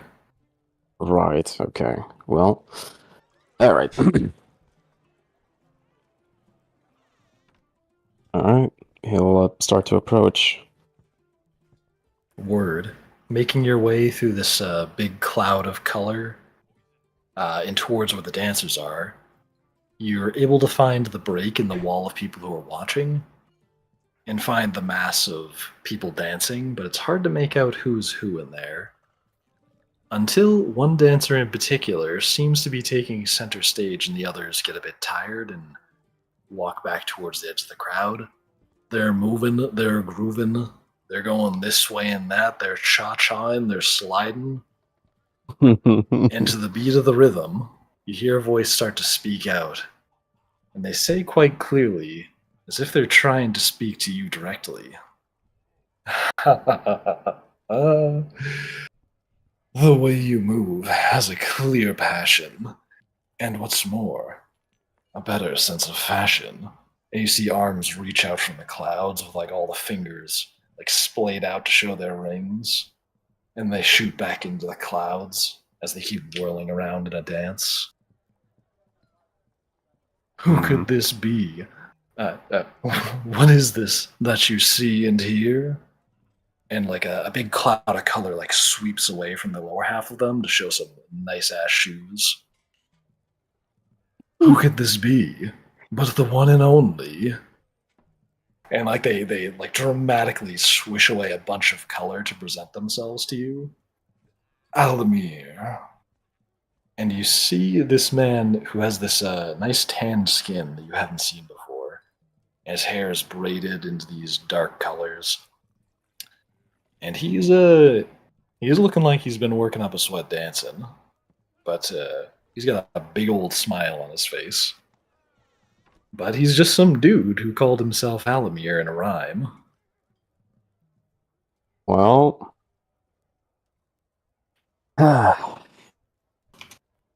if Archimedes is pointing this one out, then he's going to speak fully in Draconic and say, I most certainly hope you are. This fest is in your honor, and we wish to have a word with you. Oh, in my honor. Believe me, the honor is all yours. This is my party after all. By the way, I thought there was more of you. Oh, I'll handle that myself. Just a moment. It's a bit loud out here. And he taps on his neck, and his voice becomes a bit more ethereal, like he's speaking straight to your mind. And everybody in the party, you hear the voice of the man you met back at the entertainment district speak to you and go, Hey. Just a moment, I'm pulling you all down into my quarters. This will only take a second. Storms prepare himself. Talia looks very confused and it's like, oh, I don't like that. I don't like that. John was just hanging with his fellow muscle bros, and then Al just hears the voices like, her. And colors from the air all swirl around all of you in this kind of like sort of lava lamp, like disco color looking situation. You know those things I'm talking about, like the projector with the oils on it from that 70s show. Oh, yeah. And you get that effect like swirling all around you until it starts to calm down, and you find that you're no longer at the amphitheater. You're in a dimly lit but kind of warm lighted, dark colored room. It's hard to describe. He has a lot of dark tones, but the lighting's got a nice golden effect. And you're in this very open sort of bedroom space where there's a man sitting at the foot of a large bed in front of you. And you see all your party members in a semicircle around you looking at him. Talia looks very confused. All of us? Even Laverta and Herrick? Yep, Laverta and Henrik are at the end of... They're on like the right-hand side of the man. And they're both looking a little bit confused. Well, Laverton's not. She's got like a 1,000-yard stare. Henrik is looking very confused, though. She's got the lead paint stare. Can I add a little restriction? Because John might have partied a little too hard. Oh, no. So if any of you are looking over to John, you'll see that he doesn't have his shirt on. Oh no. Stuck behind his overalls. Oh. Still has a hat though, and it looks like he's covered in paint. Maybe a handprint here and there, but yeah. Holly is looking at everyone like, what the fuck is going on? Sharks is like why am I in dusting a off a bit of bedroom? color. Oh, let me get you all cleaned up quickly. And he waves his hand in an arc across all of you, or motioning towards all of you. And he just prestidigitations away all of the glitter and powder. Thank you. That would have taken quite the amount of effort from my part. Years of experience. And I glitter. can imagine. John rolls back up his overalls. Thank you. You're welcome. Alimir, it's a great pleasure to meet you. He'll like place an arm in front of his stomach and like half bow. A pleasure as well. Wait, what? Talia starts looking between Charms and Alamir like, wait a minute! And then she points at him and goes, You were Alamir the whole time? Have been since the day I was born. We didn't have to do this? And she looks really stressed out. Like, we didn't have to throw a party, you were right there. Whatever Oh, but do it you was mean? so fun. She looks at him like, Sure, fun. You've already met, I see. Well, Indeed. Maya got away from me yesterday when I was looking for more information about him, and then Maya ran into Pepper, and then Pepper ran into him, and then we were talking, and you said your name was something else. Oh, yes. That was just my old name before I became a dragon.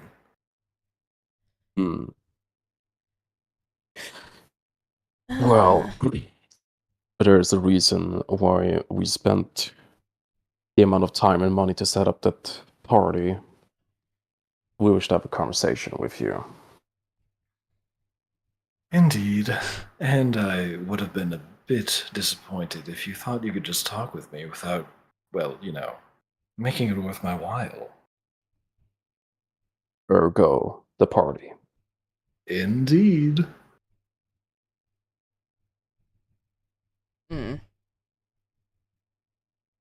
Well, see it from my perspective at least. Think about how many scholars from here to Vestia and back want to just come and meet me to see what kind of magic I can teach them. No offense, young man. You're Henrik, right? Yes, that's correct. Yes, no offense. But, well, I don't really have the patience for teaching every scholar that comes to my door, so I figured if people don't have the social skills to at least throw a good party, I don't have to waste my time with them. Ouch. Fuck. I do not have social skills at all.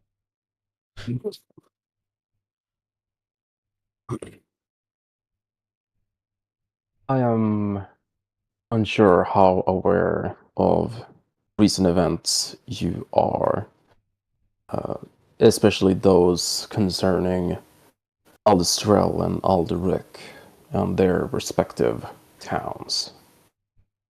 Oh, unfortunately, I'm painfully aware of what's happened to my dear Aldestrel.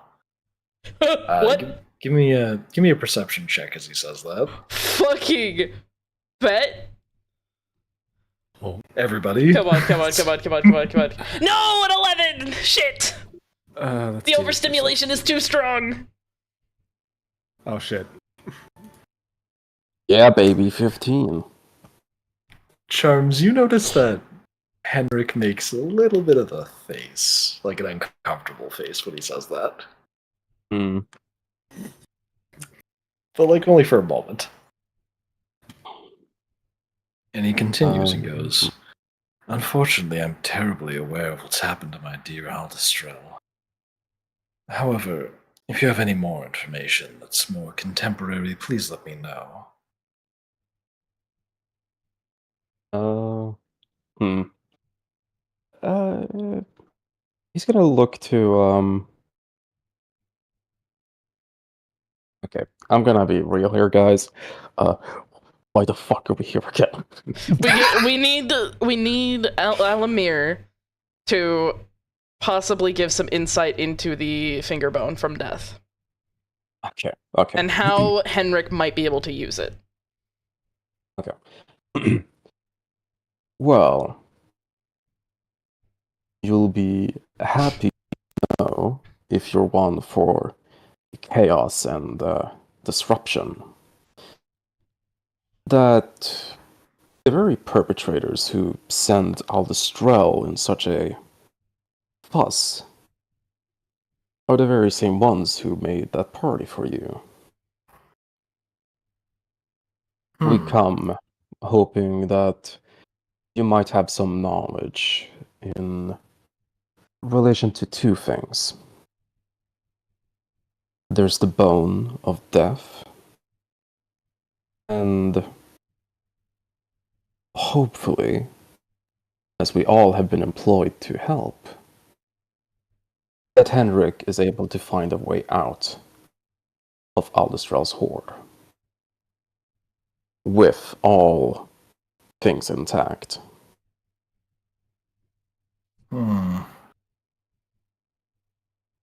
So, if I had to guess, you must be the ones that stole that death bone. The very same. I didn't. If you don't mind me asking, could I see it? And hold it as well, I should be clear. I would advise against holding it towards your bare skin. But my cat is on the table. Grabs Maya. Sorry. Okay. Pepper has the bone, by the way. Yeah, so he'll ask Pepper to please produce it. But yeah, Charms will reinstate as the bone is held in betwixt her fingers. We would advise against touching it. Only those who have a certain connection to death does not suffer any ill effects. Don't worry, I think I'll be quite alright. Now hand it here.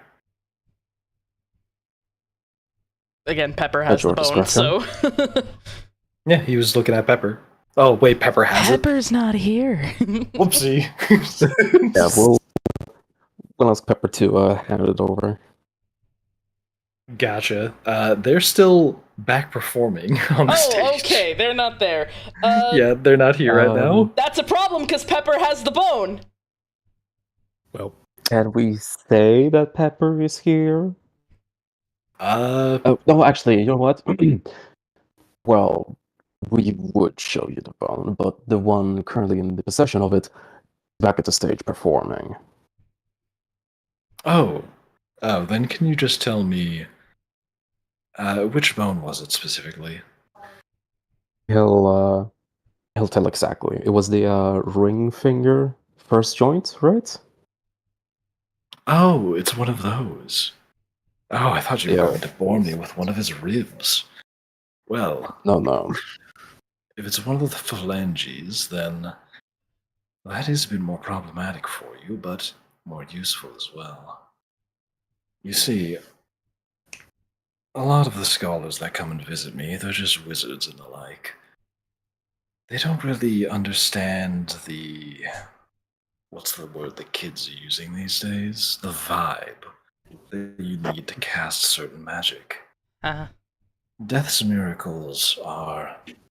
well, you can't really learn them. You have to feel them, if that makes sense. It does. After all of Death's magic is related to shepherding souls from this life to the next, or wherever else they might find themselves. It makes sense that all this magic is based in the soul.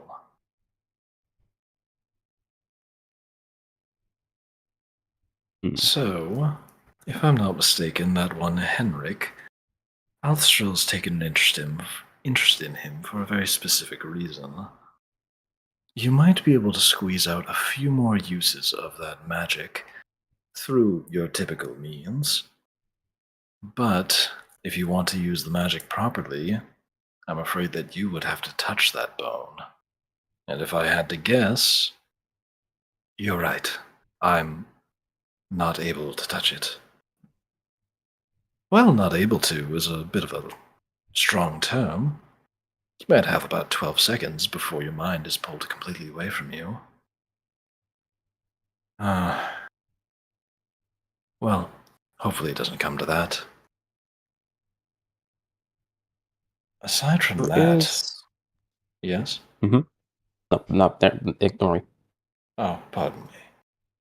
Aside from that, the only other news I have to tell you is that the various parts of Death's body all serve one purpose. For the most part, they're pretty flexible in what they can do.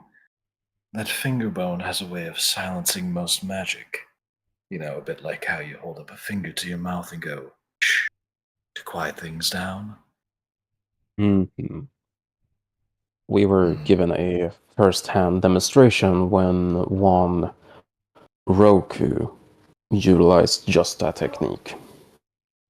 Oh? Oh dear, Roku. Yes, he's been quite the thorn in our side. That dusty old bag? Well, certainly it wasn't his real body. If it was, you probably all would have been dead the moment he saw you. Yes, that's unfortunately our working theory. But, depending on who might carry such a spell, we might have a potential counter to destroy his soul, but it's a slim chance. To give you the best advice I can, well, first of all, get what you need out of that bone and get rid of it. Just give it away to him if you have to. It's not like he doesn't already have plenty of them. He hasn't been a problem in hundreds of years. Dusty old bag that he is. But, more importantly, I can tell you this. You might have found some confusion in how his ribs work. They're actually pretty much innumerable. Death's body is a strange thing. But his ribs, well, those. They're about as common as rocks on the ground, in a sense.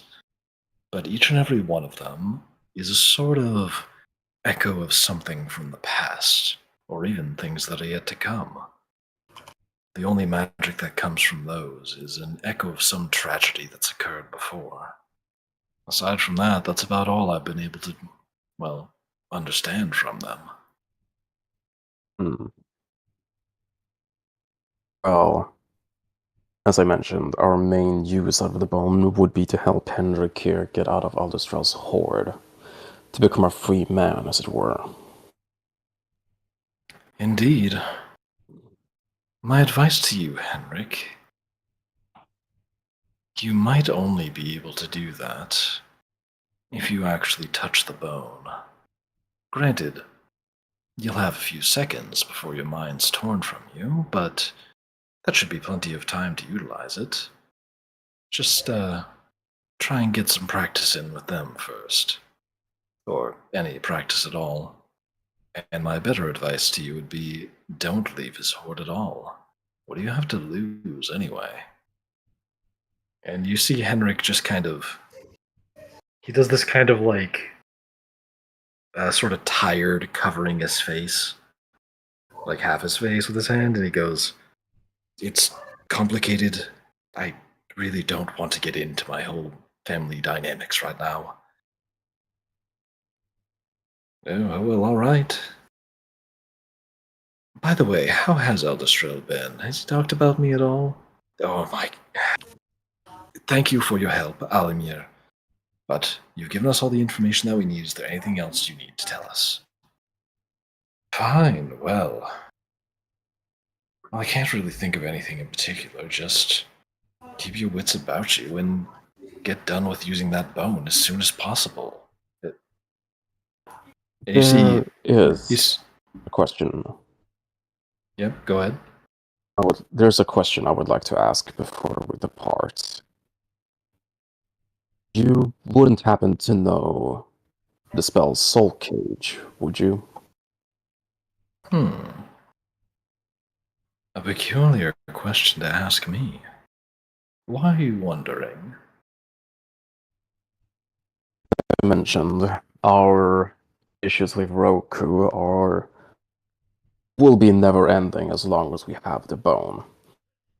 I theorize that this Soul Cage spell might be a long shot, but a chance nonetheless to capture Roku's soul as he transports himself between bodies. And if we can capture the soul, we can destroy it. An interesting theory. I'm almost interested to put it to the test. You see Alamir's ears prick up for a moment, and he looks up towards the ceiling. And we might just have a chance soon enough. Something's going on the surface again. Everyone, quickly back together and be on your guard. Sharps pulls out his pistol. Here I go, murdering again. Oh boy! I like how you said as if he's like pumping a shotgun. He's like Shadow the Hedgehog. Yeah. Talking back and oozing. Maya, Such a great clip. M16. Maya like hunches a little bit on Talia's shoulders. Piper's in it. Brother. Mm-hmm. Maya hunches a little bit on Talia's shoulders, and like the odd little frills on her neck kind of stand on end. I assume you're all prepping yourselves and ready to go? Mm-hmm. Yes, sir. You. As you do, Alamir stands up from his bed, and the various cloth on his body seems to sort of snake out from his body and form the shadowy cloak all around you in a big sphere. Oh. As the world around you goes from a bedroom to darkness, and then suddenly you find yourself back at the amphitheater. There's a mess of colors all over the ground, but the crowd is giving a really wide berth to the middle of the dance floor. Uh-oh.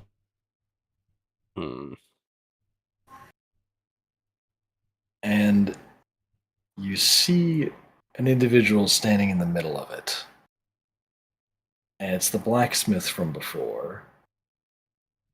And he's... God damn it. It seems that Pepper is unconscious next to him on the ground. No!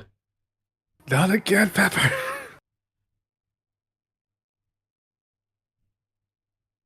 Uh-oh. Oh.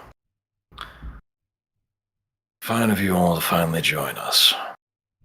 You know, I didn't think it would take you so little time to find Alamir.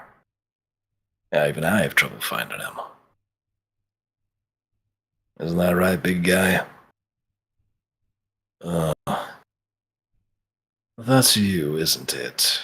You dusty old thing. I look that bad. He like scratches his face. Well, guess the jig is up. Everybody here, keep your distance unless you want to get hurt. He like calls out to the audience around him. You were saying, Charms? The jig is up, Roku.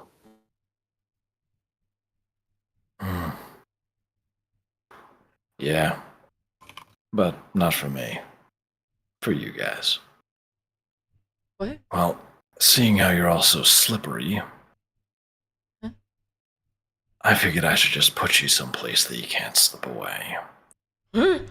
And he brings his hand up above his face, and like slides his hand down his face. And as he does that, you get that deja vu effect when you look at him again, and it's hard to make out the details of his face. And immediately, you feel everybody who has a piece of death's magic in them, or is involved with, or has one of the bones in them, you feel the tug in his direction once again, and the feeling of danger being near him. Charms is gonna call out before things really start to pop off. Force damage is the best way to fight him. Don't cast spells. Force damage, got it. Okay. Talia looks incredibly concerned. She's looking for Broku to pepper and like, what the fuck? What? Huh? And Maya is on her shoulder and hissing violently. Still yourself, Talia. This is the man who murdered Marlin. Oh! And now she's pissed! Ooh. Sorry. And then he reaches his hand down towards his right thigh, and it seems like he sinks his finger down into like a liquid, as there's like no resistance as he reaches through his flesh. Ew. And he pulls up an object that was apparently hidden under his skin, but leaves no mark left behind, even as he reaches through the cloth. He pulls out this odd-looking dagger and says, "And second is not to expose myself in front of that thing there." And he points over towards Leverton, who's in a bit of a battle stance, but isn't yet drawing any weapon. And he lifts up a dagger, and he stabs it down into the ground. And immediately, the space around all of you, it like the floor beneath you turns this inky black. And in the blink of an eye, all the light from around you is gone, as it seems like a waterfall of darkness launches up towards you.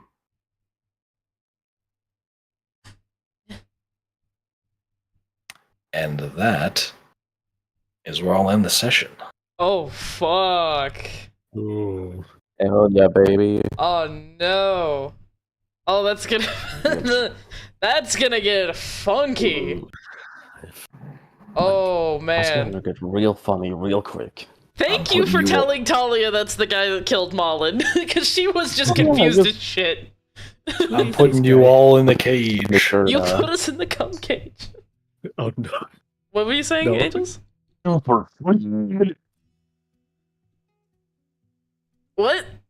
But Your mic is fighting you. Oof. See, man. Oh, God. POV, you're one of the characters who just got put in the cage. They can't hear each other. Oh, God. Oh, what? Oh, we can't no. hear each other? Yeah, you just see darkness, Oh. and you don't hear anything. Oh, no. Oh, no. Oh. I am now very concerned. Oh, boy. Okay. Alright. Well. Holy shit. What an ending. Thank you all for coming out to the Ghostlight Theatre Session 10. What a way to end it. We will be back on... baby. Oh yeah. We will be back on Tuesday with the Reclamation. I don't remember what session. Don't fucking ask me. It's currently 4:20. We will also be back next Saturday with more Ghostlight Theatre Session 11, and it's gonna be apparently very spooky and very fun, and I am worried and excited. Anywho. Oh boy. Oh, boy. Jesus Christ, I'm asking you what the fuck you're cooking up there, Buster. Anyway, excuse me. Thank you guys so much for coming out, and I do hope you have a great rest of your night, morning, day, whatever the fuck you're doing. So please, have a good one, and we will see you all next time. Goodbye. Suck some Bye. dick. No! Don't do that! What?